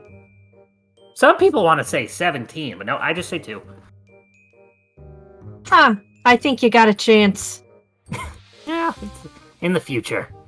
I have to learn how to cook, though. Inquire her about a potion of healing. So you have 50 gold pieces for a potion of healing, if you'd Yep. like. You can do that. I have a feeling we're about what- to be roped into another death-defying adventure, and I want to be prepared. Another? Yeah. Oh, Twice! Perry, it looks like you have a customer. Perry, Mr. Perry, come on in. Let Oh, me tell your fortune. how much is this Now. gonna set me back? I mean, A drop of blood. The rest of it's on the house. yeah, okay, I don't see how that could go wrong. Okay. Takes out this giant sword. Oh, how'd that get there? Puts it away and then takes out like a little pinprick type thing. Drop of blood. Does it matter which hand? Well, it's gonna be sore in the morning, so whichever one that you're kind of okay with being a little hurt. And he puts out his left wing. Oop, it takes a little bit of blood. All right, it's in there. And the rest of you see like while they're doing that, Beetle has come up to Quilton, and Vim is kind of like coming up to like a dog would, kind of like saying hi, because you guys talked to him last time. Apparently, I already have 2 potions of healing, so I'm gonna put that back. Now you have. Well, yeah, you don't have to get it if you don't want that. Yeah. Okay, let's see. Now we say the magic words. Please, thank you. Please, thank you. And- oh yeah, you too. Yes, as you do that, little puff of smoke goes up in the little center area that she's put the drop blood in. Closes her eyes, kind of like puts her hands out. I see in the future. Warmth. Calming warmth. Wait, no. Getting warmer. Warmer. And warmer. And then warmer. And warmer. And then it just stops. I don't think you stop. I think just that was all that got out of the blood. It's a very limited thing. It's getting pretty hot. Vim, you know anything about this? No. About what? Don't worry Very about hot. it. I mean, look, you probably just go to a nice sauna. Yeah, Get sure, spa day. sauna. Yeah, that's what I do. That Anyway. impending doom and a fiery mine, abyss. no. Not at all. I've never Well, had that's good any to sort hear. of doomsaying fortunes. It goes back to her thing. Well, now, it's so nice to see you all. Can I get you anything else? Does anybody else want any fortune telling or Vim would items, just potions? ask like, hi Miss Susan. Have you gotten any more problems from the guy that doesn't like you in the town, or? Oh no, I came here and just I figured might as well just be better to come here anyway. It's a little nicer than my hut. And I get more people. Turns out after you guys came, I realized I like talking to people. I think people like talking to you too. Oh, really? That's comforting. I know, because we're people. I have something for you then. Takes out a little incense stick. Try that in your next fire. Wink. She says wink. No. Does anybody else want any other potions or fortune telling? What a potion of slipperiness. It's on the list here. Yeah. It's freedom. Creature the game affects slippery. I'll say for the 50 gold you can get that.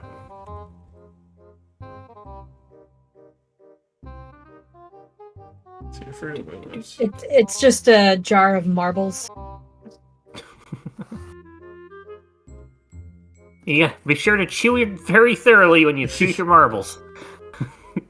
My potion is crunchy. Yeah, I'm gonna I get don't like it with pulp. get a oil of slipperiness. Okay, yeah, you can get that for your 50 gold. Made with Morning Breeze and Mountain Dew. Oh, blast. It was limited edition. I'm just fixing up some stuff because for some reason when I was making tokens, it was setting the tokens to be at like 50% opacity. I don't know why. I think it's a little bug, but I just have to go in and... Oh, it's if you have vision on this map, it's because of that. If you have a okay. dynamic lighting. I usually don't have them on. Yeah, but, for some reason, when it's on the DM side, it looks transparent. I don't know if it's a bug or if it's... Literally, like, if you go into the token itself, it's set to 50% opacity, because you can set the opacity of the token. Oh. So you may want to check that in your games if you see that. Well, I don't use it anymore, so maybe it's something different. Okay. Well, with that, you leave Susan, you come on out into the trunk market. And in the middle of the trunk market... Volume down a little bit. Oh, I can't... Two different things here. There we go. In the middle of the trunk market, you see a couple of bird folk, sort of in like the center area, trying to just. I don't want to say it's like a doomsday preacher, excuse me, but it's someone trying that same kind of thing, trying to get people's attention and whatnot. As you come on out. The fire will consume us all. No, I didn't say that. Just put you guys on the map, just in case you want to do something. We have an actual guy that walks around with what are they called? The boards. Sandwich boards? You know, Sandwich boards. Sandwich board. Yeah. Where every now and then see him in town where, just, the end is nigh. Wait, are those fish? Are there fish people in this setting? No. These are Okay. burbs. They are good burbs. No, I meant on the one vendor stall. Oh. Yeah, I mean, they catch fish. It's not fish folk, there's actual fish. Let's eat fish, I guess. Yeah, we ate all the fish folk. They're all gone. Gosh, it's the great sea uprising. Fish uprising. One of these bird folk just jump into the middle of this fountain, like jump up to the top, glide onto the thing, starts shouting out. A frail young Hoodengowis stands on a crate in the market square on the top of the fountain, trying to catch the attention of the passing crowd. The fires are spreading more and more by the day. We need help to quell the blaze. Please join with the tenders and help us heal our wood. Please, anybody. As he speaks, the shy-looking Sable Luma stands awkwardly to the side of him. No one seems to be taking much interest in the Gallus' speech, and some are openly derisive. Oh, so these aren't just like doomsday people, they're actually part of the tenders. They do. So the Tenders, for those not familiar, is an organization that's kind of, taking care of protecting the wood from the fires. They're like druids and rangers and whatnot. They're using their magic to sort of, in the same way that Vim kind of controls fires, but they're, good at it. They're using it to stop the fires and protect the wood. It's not that I'm not good at it, it's that I'm a bit too slow at stopping it. So I'm like, hang on, let it cook.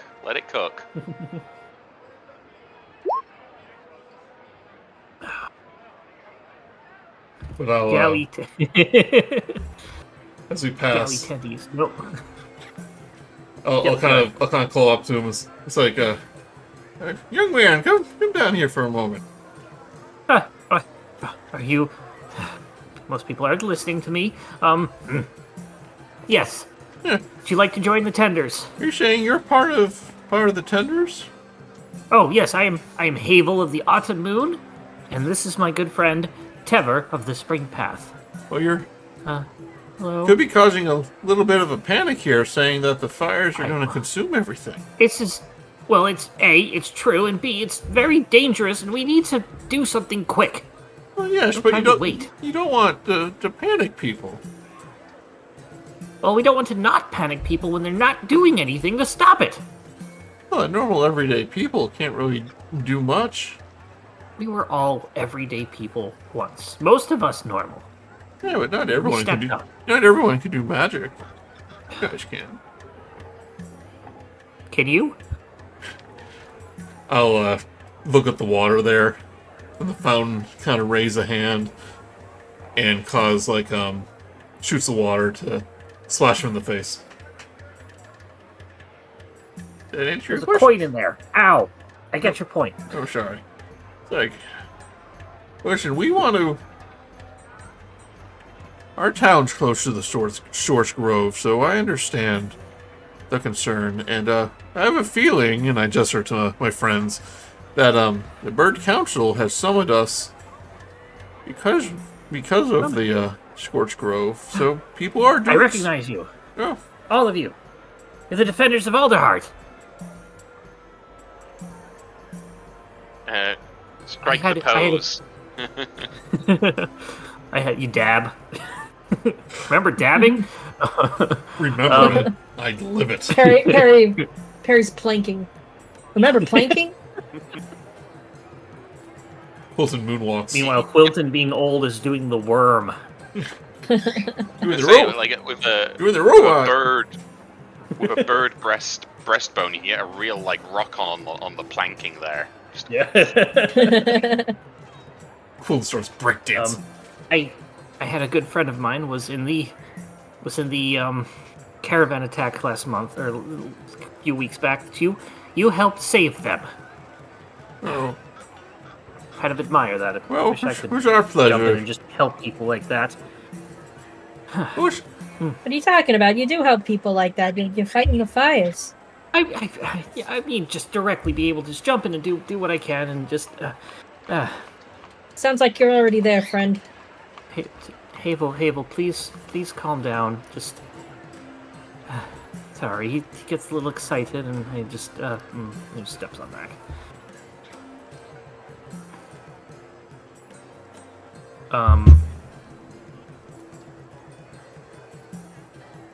Sorry, read my notes because this is the one part I forgot. Look, you say you were Trevor kind of jumps in back up actually. So you said you were all summoned to the Birdfolk Council? yeah, we're on our way there now, actually. I was summoned too. Well, we were. Well, why are you wasting your time around the fountain? We could all go together. Well, okay, we can do that, sure. Yeah. Has anything happened that makes you think why we've all been summoned?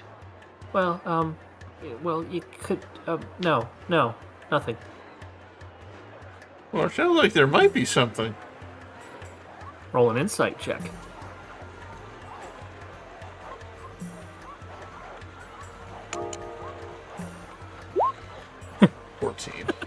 Yep. I'm gonna roll an insight to try and figure out if Quilton thinks this might be something. Okay. Yeah, go ahead and do that as well. There we go. 14 for Quilton, 22 for Vim. So Vim, you catch on to Quilton, and then you kind of get the same thing. You both You incite my insight.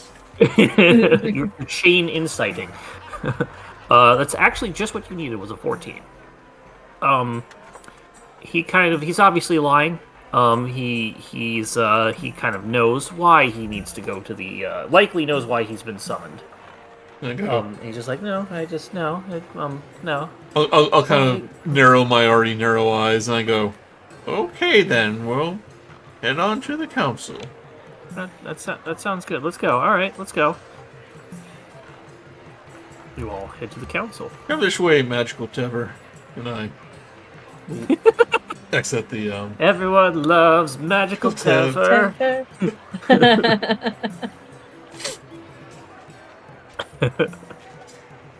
I just started that. Boom, they are chicken tendies. Or one is.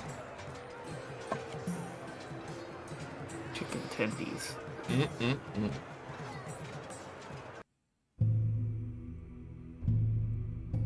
So you all get to the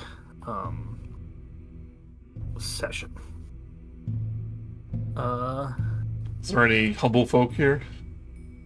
So the you are council? seeing a bit of a change, the one that I described during Rikki's things. There are no humble folk on the council, but the sort of thing is that they're getting ready to get representatives here. They're not just going to pick people willy-nilly, going through a process, adding them. They're not keeping them at bay or whatever like that. They're just going through like a natural process of I kind of asked having if they're elected, appointed, or considering whatnot. Brenna be part of the council. Are we, That's the are we, thing. are we seeing, elect this person for the council posters around? Yep. Yeah, you do. You do actually. Yeah, you'll see a bunch. Benna is there, but sort of off to the side a bit with some other soldiers and whatnot. And let me put out the. Oh, you're right. It is transparent. Weird. When Yeah, I was I think it's doing it, it was just for the DM. Like the Yeah. problem I was talking about. Should make the inside checks against her a bit easier. I mean, we can see right through her. Hey, Brent, are you a ghost? Well, not yet. Where's the? I guess I don't have handouts for themed creature handouts. There we go. Here's Havel and Tever. They're both male. It's a lot of eye contact going on here. Well, I ship mean, it. they've got monocular vision, so. Anyway, so as you're here, like you all show up, you're all brought in. You're met with an unusual sight. It's filled with people. A lot of people here. Bird folk, humble folk, tenders, and even a few people from beyond the wood have assembled here. All those assembled clamor over each other. They're pleased, desperate. Some are urging for an immediate removal of all tenders from the grove before more lives are lost. Some are calling for a mobilization of the Perch Guard to meet the monsters head-on. It seems everyone has an opinion and is fighting to be heard.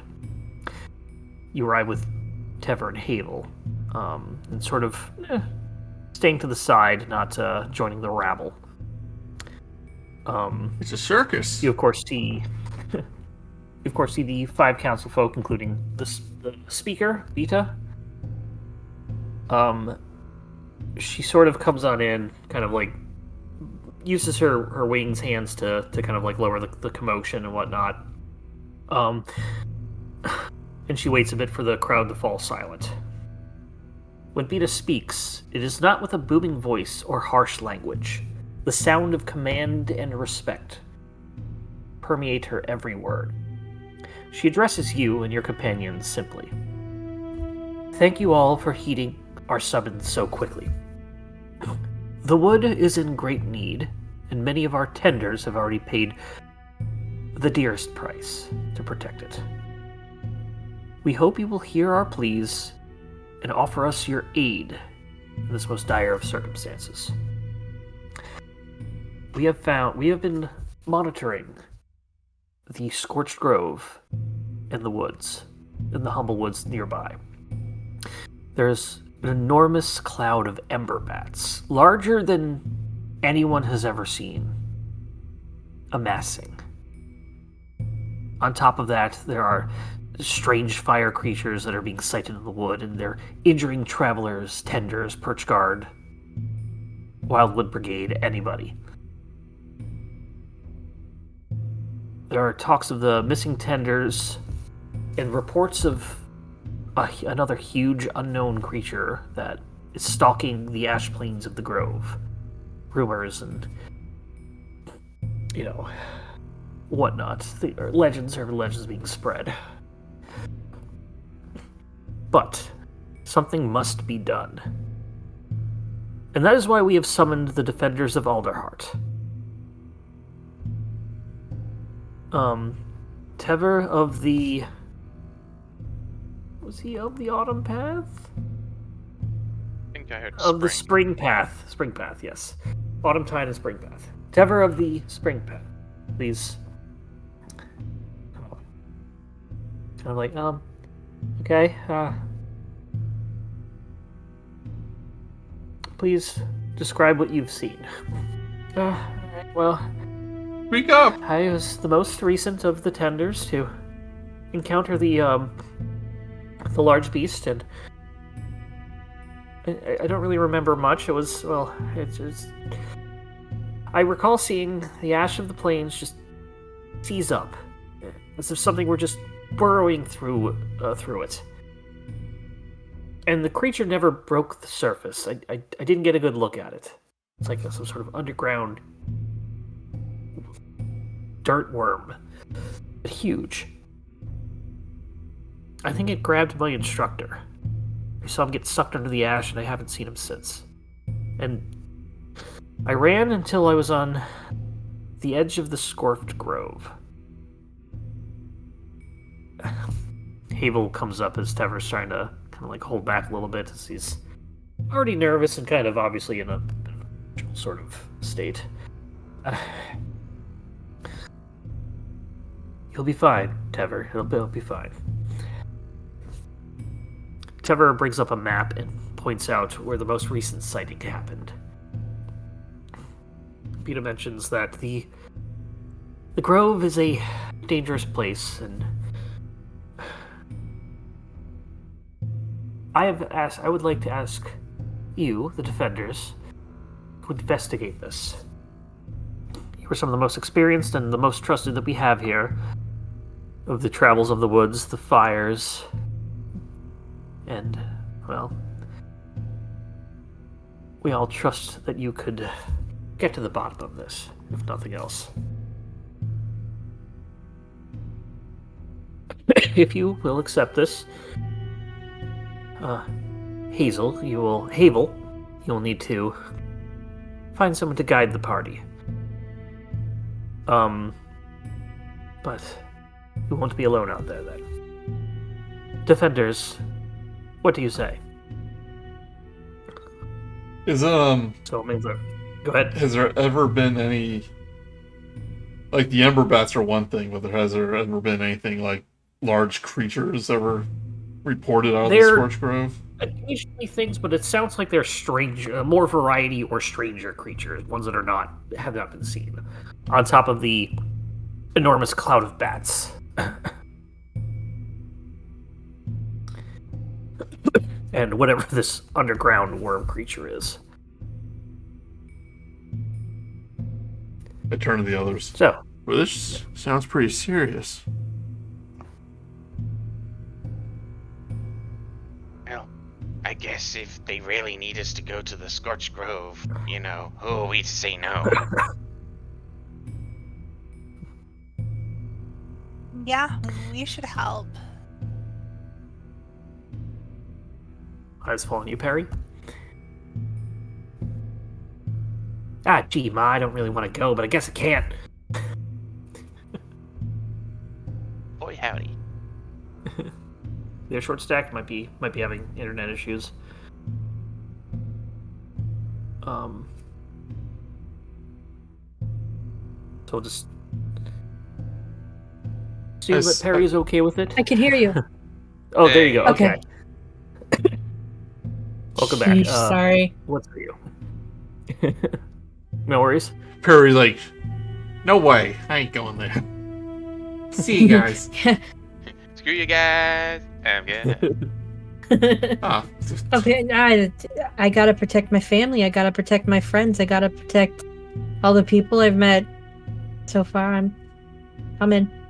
Yeah, that's why we made our journey to begin with, to protect the people of our town. And I turn around. And we're all in agreement. We'll help you in any way we can. And that is good news. We are very grateful, not just the council, but the city itself. Tever sort of speaks up a little bit, and I will guide the party. I'll do it. Kind of turns to Havel as they kind of have a little side thing there, and he kind of catches Tever saying, "I'm sure I'll do it. I can do it." And he says, "Yes, I will guide them. I know where it was. I was the last one to see. I can do it."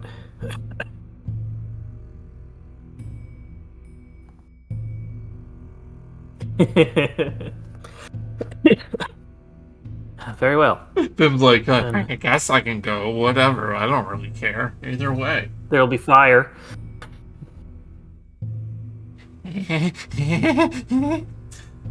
Yes, graboids. I promised not to go there just to look and play. Just We're sending you with this very street smart rat. He's been chirping. He's been staring at the fire a lot. He's got red eyes. You might like him. No, not sending with Montag. How do you know about Montag? Everybody knows about Montag. He's the talk of the town.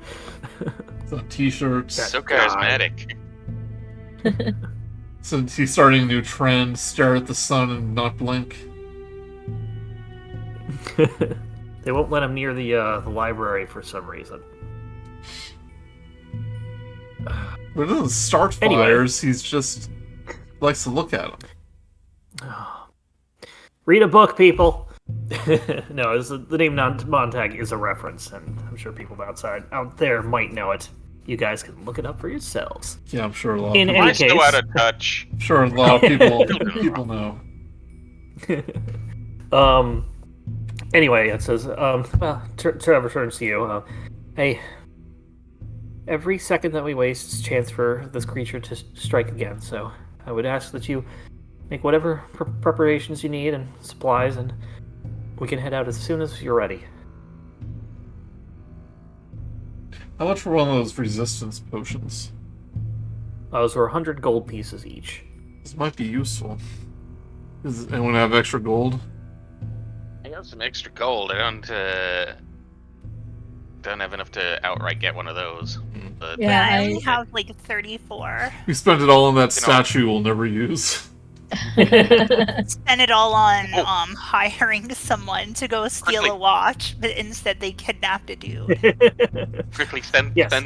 send the statue to deliver a message to Susan. Be like, hey, keep one of those fire potions on reserve. We're coming.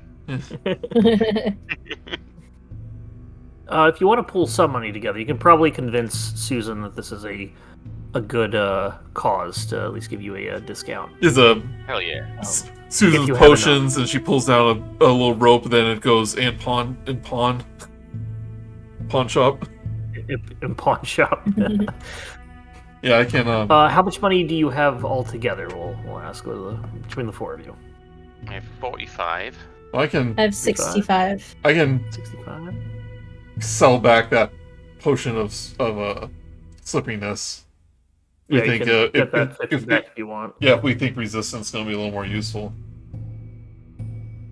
And Yeah. Rikki, I think you said you had about 35. 36.9. It sounds like. Sorry, some of the silver. I did something with the silver. It sounds like you've got maybe enough for two, if you would, if she has two in stock. Let's see. And you don't have to buy both of them if you don't want. But we'll see if they have them in stock.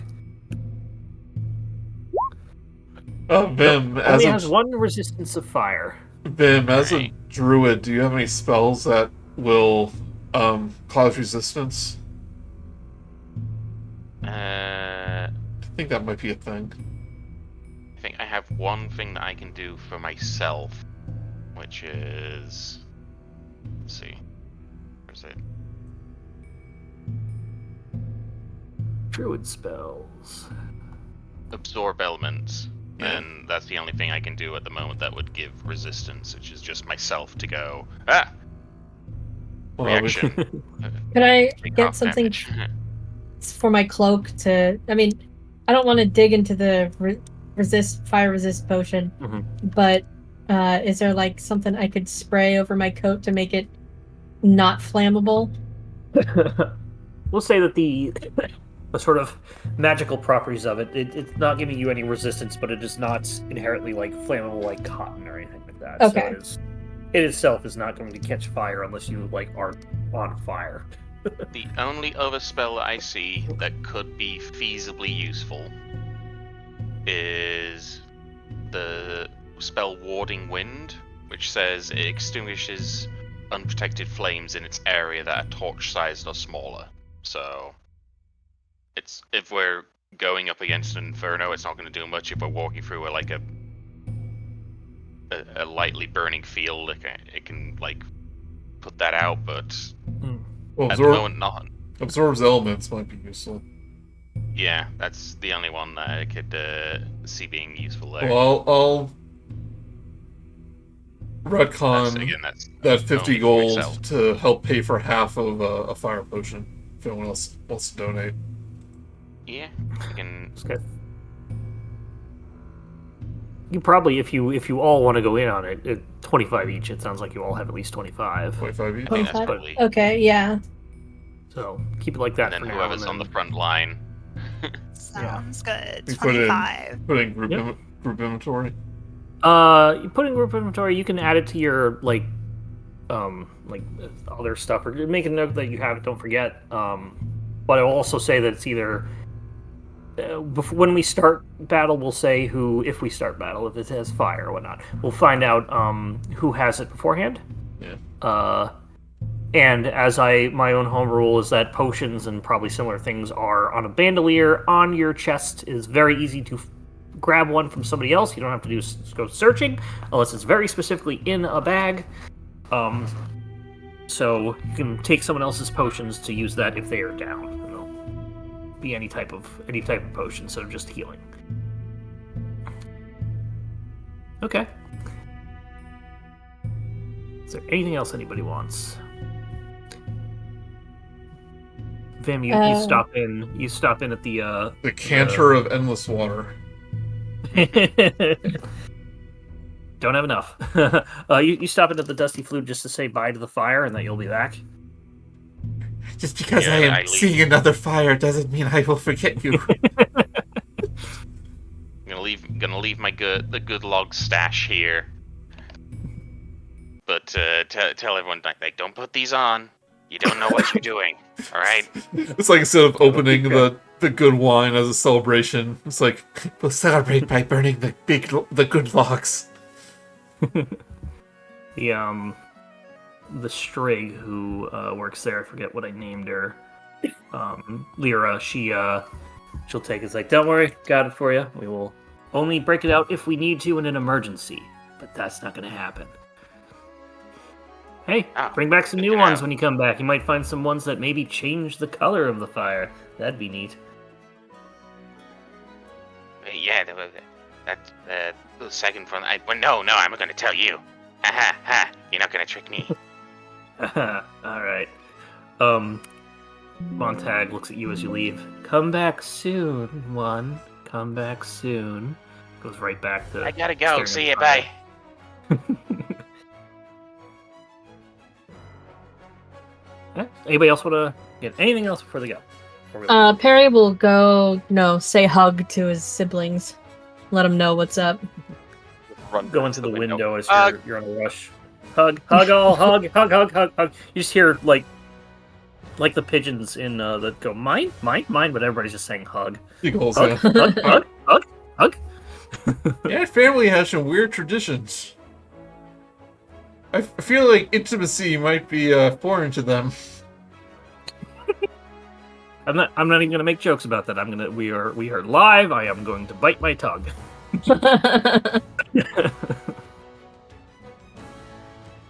nothing joke Okay, about it. It's with that. beautiful.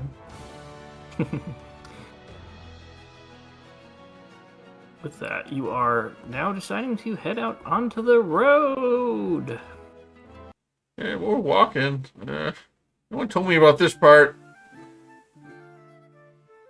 So, it is pretty much a. You have a couple options as you start getting out. Tever kind of says, "All right, well, we can do two things. We can either, so the Great Ashen Plain is basically spread across the front of the northwest of the forest, and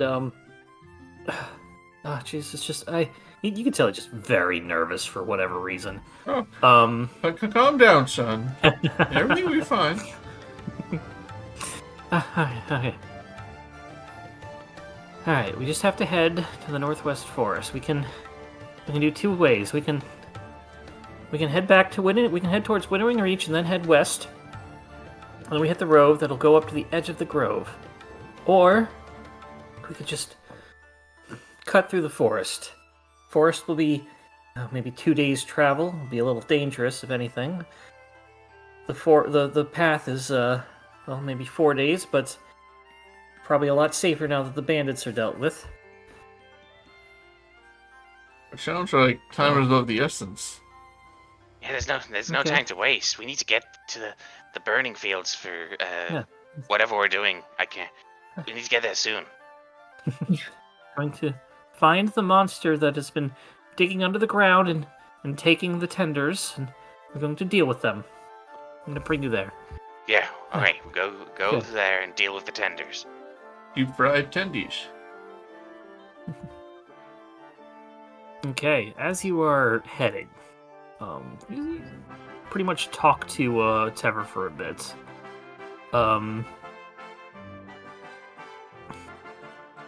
And as you head onto the forest road, get into a bit of a conversation with him about, the tenders in general and the story of the calamity that kind of like is the start of this world. He sort of gives this little speech about it, little story about it. You find that when he says this little story, he's a lot more boisterous than normal. It's like he's either really likes saying the story or he's very used to it. So, long ago, birdfolk thought they could stop forest fires from devastating the wood by using powerful, otherworldly magics. But that plan backfired. Their magics only fueled the flames, and the grove was consumed.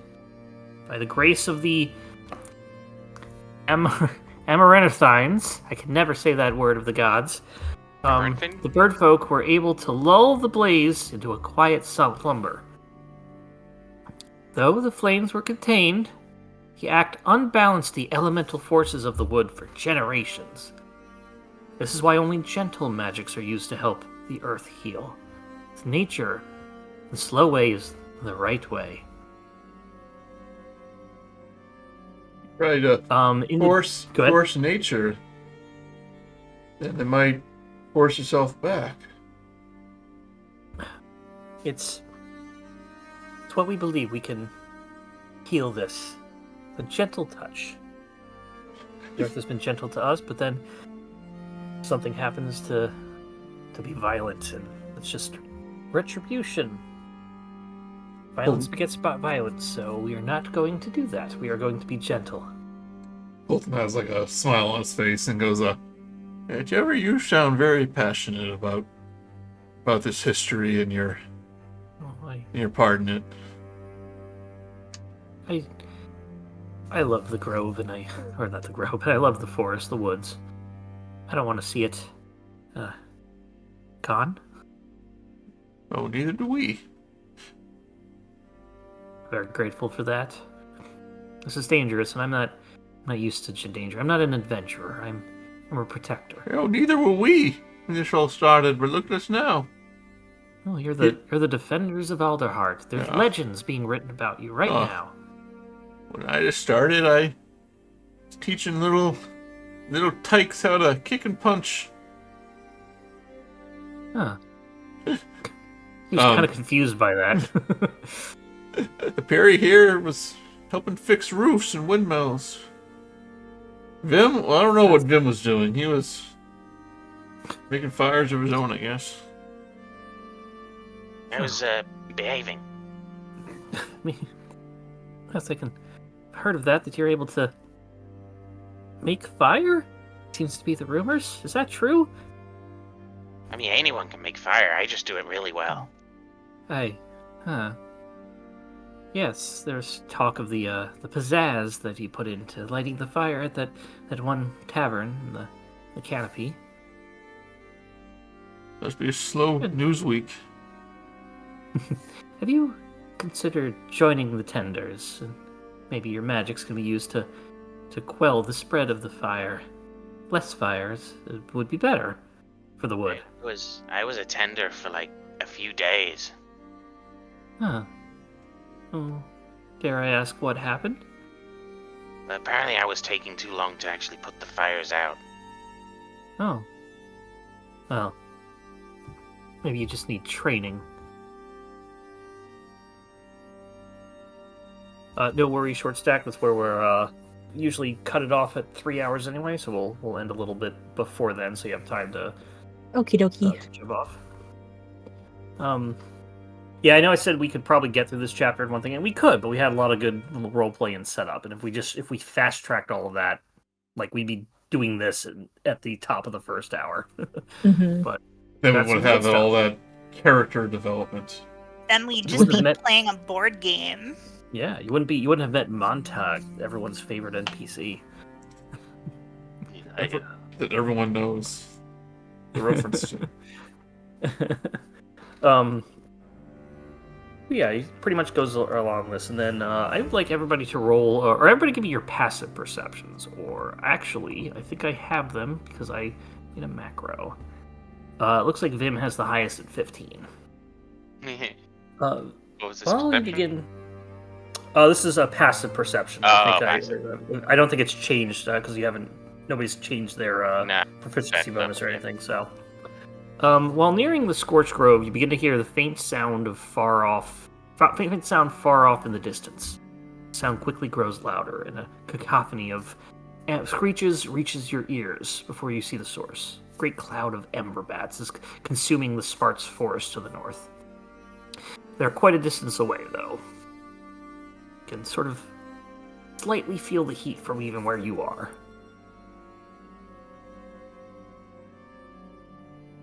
And we can see them. Vim notices them first. Does he point them out? Oh, looks like we got more friends to make up ahead. Those aren't friends, Vim. Well, I'd say if we're looking for the main thing that took my mentor, we should maybe take a wide trek around them and not startle them at all. That might be a good idea. I don't know. Yeah. Okay. Here. Let's go this way. But it sort of tells you just like how close you are to the grove as you're getting nearer and nearer and nearer. Never been this close to it before. Did you say it was a couple days worth of travel to get to this point?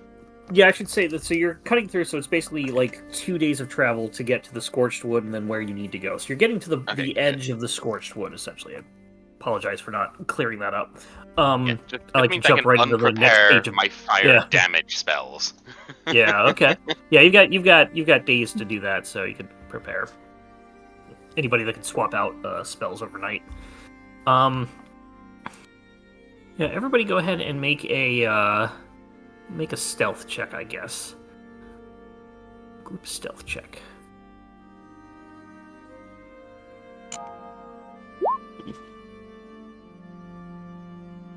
Nine. Quilton just Mr. Magoo's this. So it's heading right towards the Emberbats. 19, 17, and Rikki, boom, can you make a stealth check, please?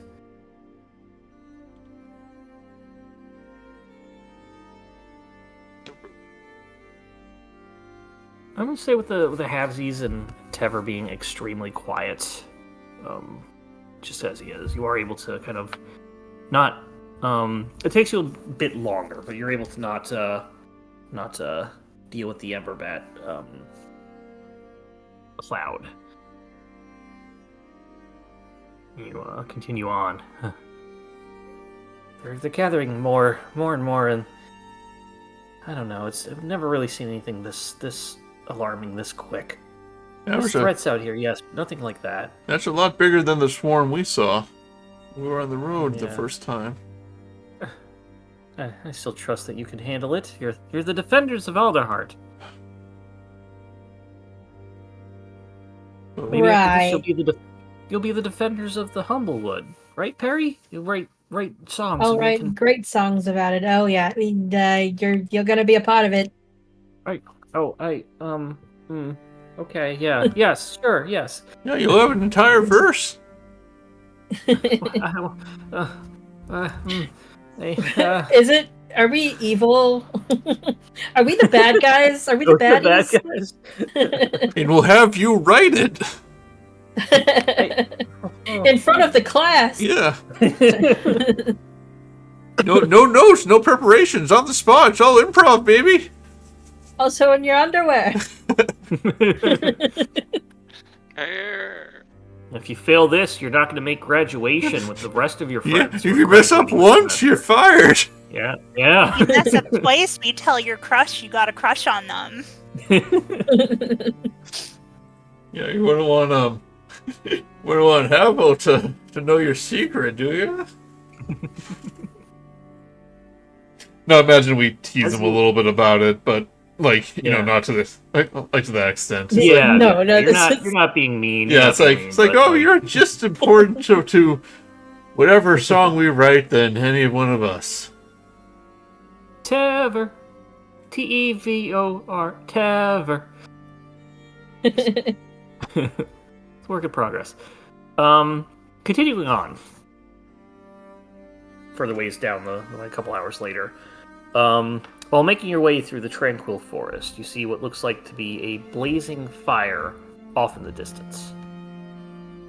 Looking a little closer, you see that the flames have taken on a birdfolk-like form, resembling a weeping corvum. Looks like this.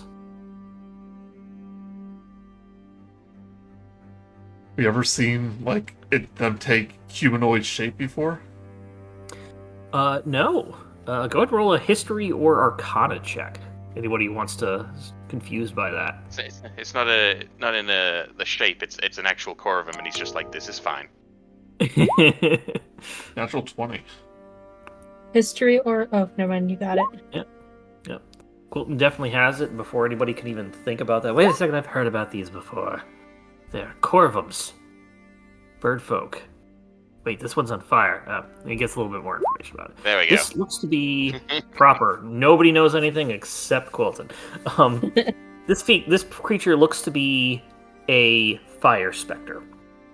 A memory of a former inhabitant of the Scorched Grove.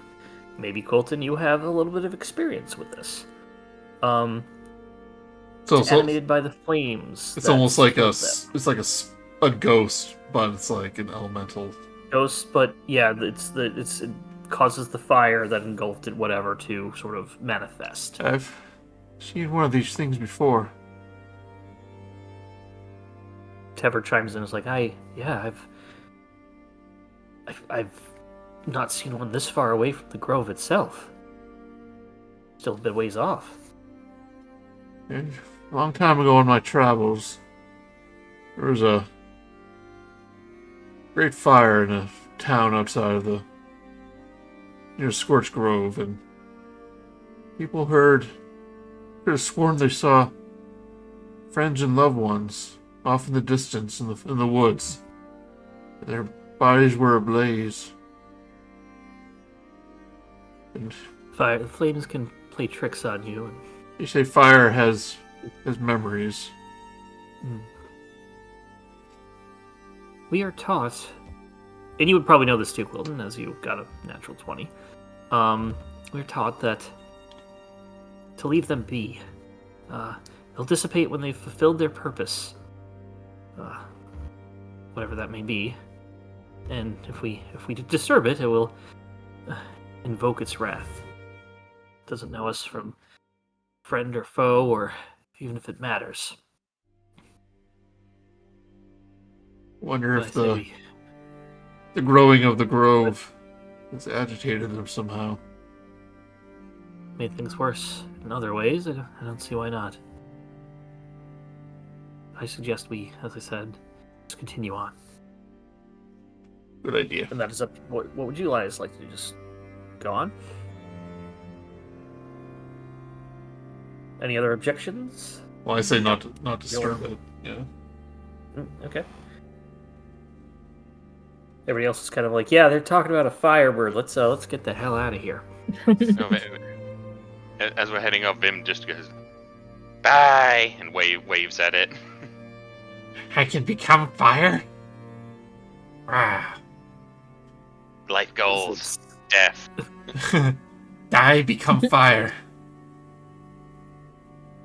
Become dying ember. My life, my goal, be to make more fire. It doesn't seem to react to you, Vim. It may not have heard you. You're not sure, but yeah. Oh, good. Roll low. You continue on. You finally make your way to the edge of the grove.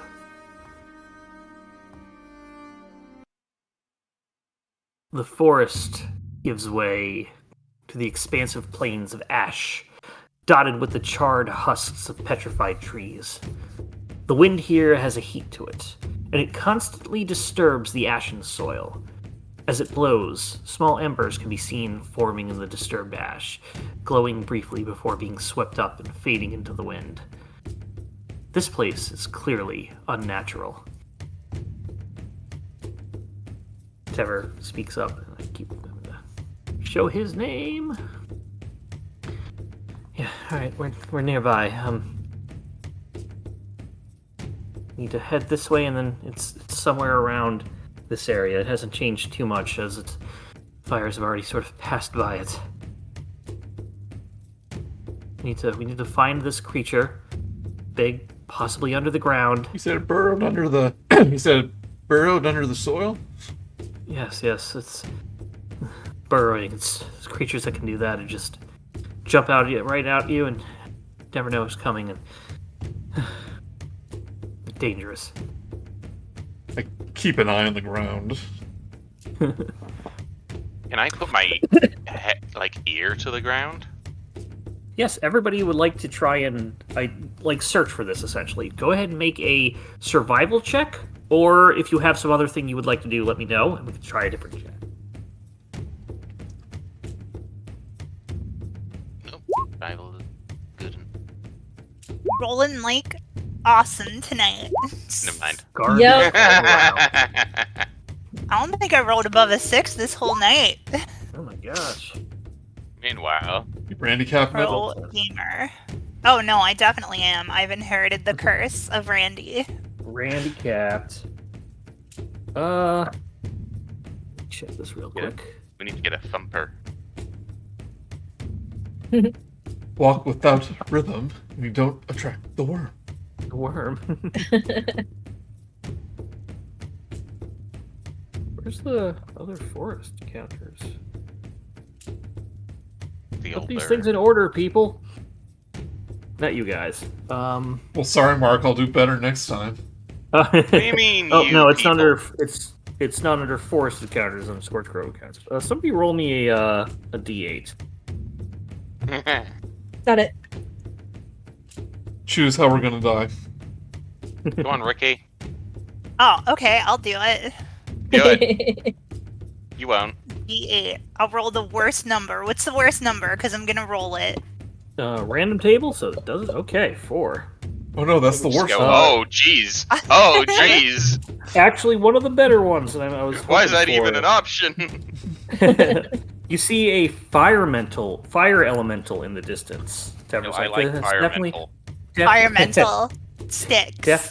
Definitely not that. It's not the firemental. I'm sorry, fire elemental.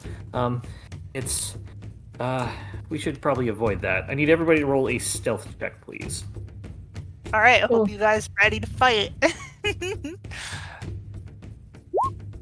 I know this thing's CR, so I hope. it Oh don't my bite gosh, us. garbage! I'm What? so How did that garbage. happen? Wait, I have the thing where I can re-roll again. Oh my don't god, I? I rolled like for it. a 2 and a 19. Do you have I a forget ma- what- If you want to do the reroll, Okay, yeah. What was it? Stealth? stealth.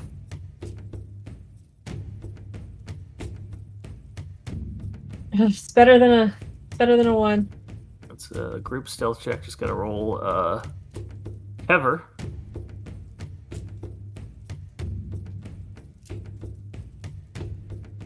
Yep, you're all high enough, or the rest of you are high enough to make up for things. No, you're all high enough. You're able to kind of like go the other way. He's not in the direction of where you need to be anyway, but like you're tracking the snake and tracking away from it. Everybody go. Anybody who wants to do another survival check? We'll do another group survival check.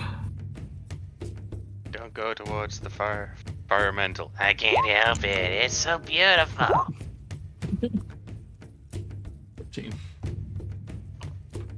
Well, these are much better. You really expect us to fight a fire elemental level 3? No, a firemental. Oh. Yeah, there's a big difference. I'll say this enough because Joey doesn't want to fight a fire. No, I totally want to.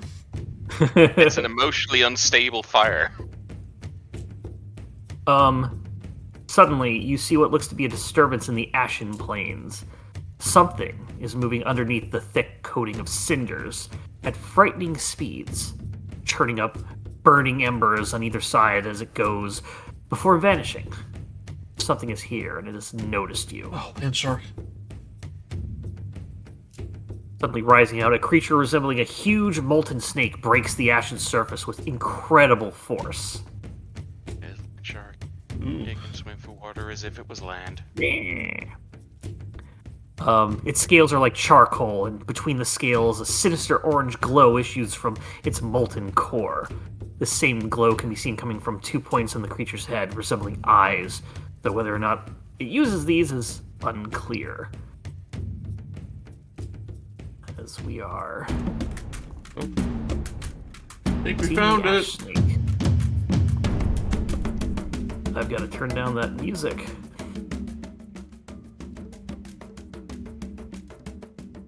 There we go. But yes, you see in the distance, so this is where we're going to end it tonight. But where would you all essentially... where would you all like to be on this map as you're sort of looking around? I'd say you're anywhere between the path and like the first couple of hexes in the grove itself. Don't know where we'll This see. isn't It's kind necessarily of where up it's starting, but this is where it's popped its head out, and we'll see next week what happens. Whatever's going to be about there. well, since we're searching, I imagine we'll be somewhere in the middle. Okay.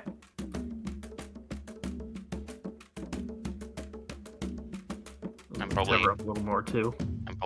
Vim's probably frontlining a little bit just because, Okay. you know, caution to the wind here.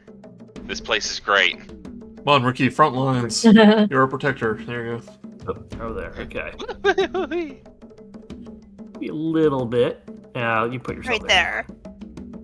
On top Okay, of it. goes over here and casts Riding. Cone of Fire. Oh no. I was right where the snake was when it popped up, so I'm on its nose. Sandworms. Did you That guys is see where we will- anything? Oh god, it's right under me, right, isn't it? As you're rising from the ground. Wah, wah.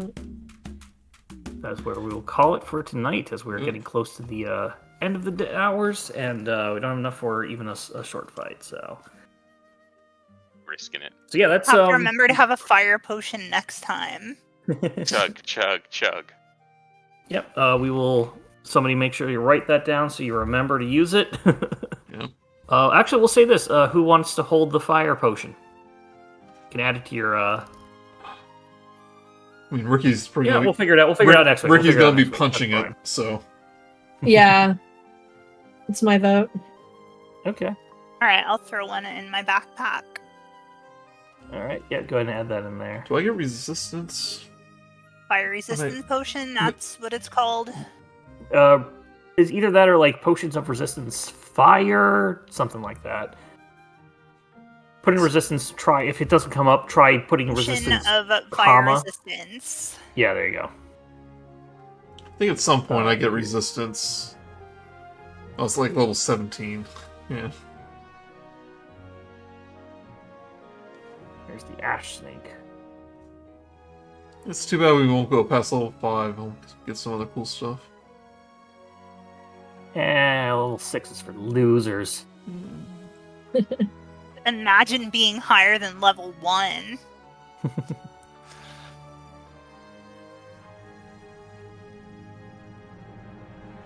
honestly, level 1, as dumb as it is, or for not dumb, but like as easy as it is for like As experienced stupid players. as it is. There's a bit of fun stuff you can do with it. I love playing with like new people, doing like introductory games, because when somebody gets into it and they're new, they'll just be like, I want my character to just do a flip and then land on the other side of him and stab the dude. And I'm like, all right, well, let's see if you can do that, because you play a lot more loose at that way, because you want them to just have fun and do cool things. So that's super tactical.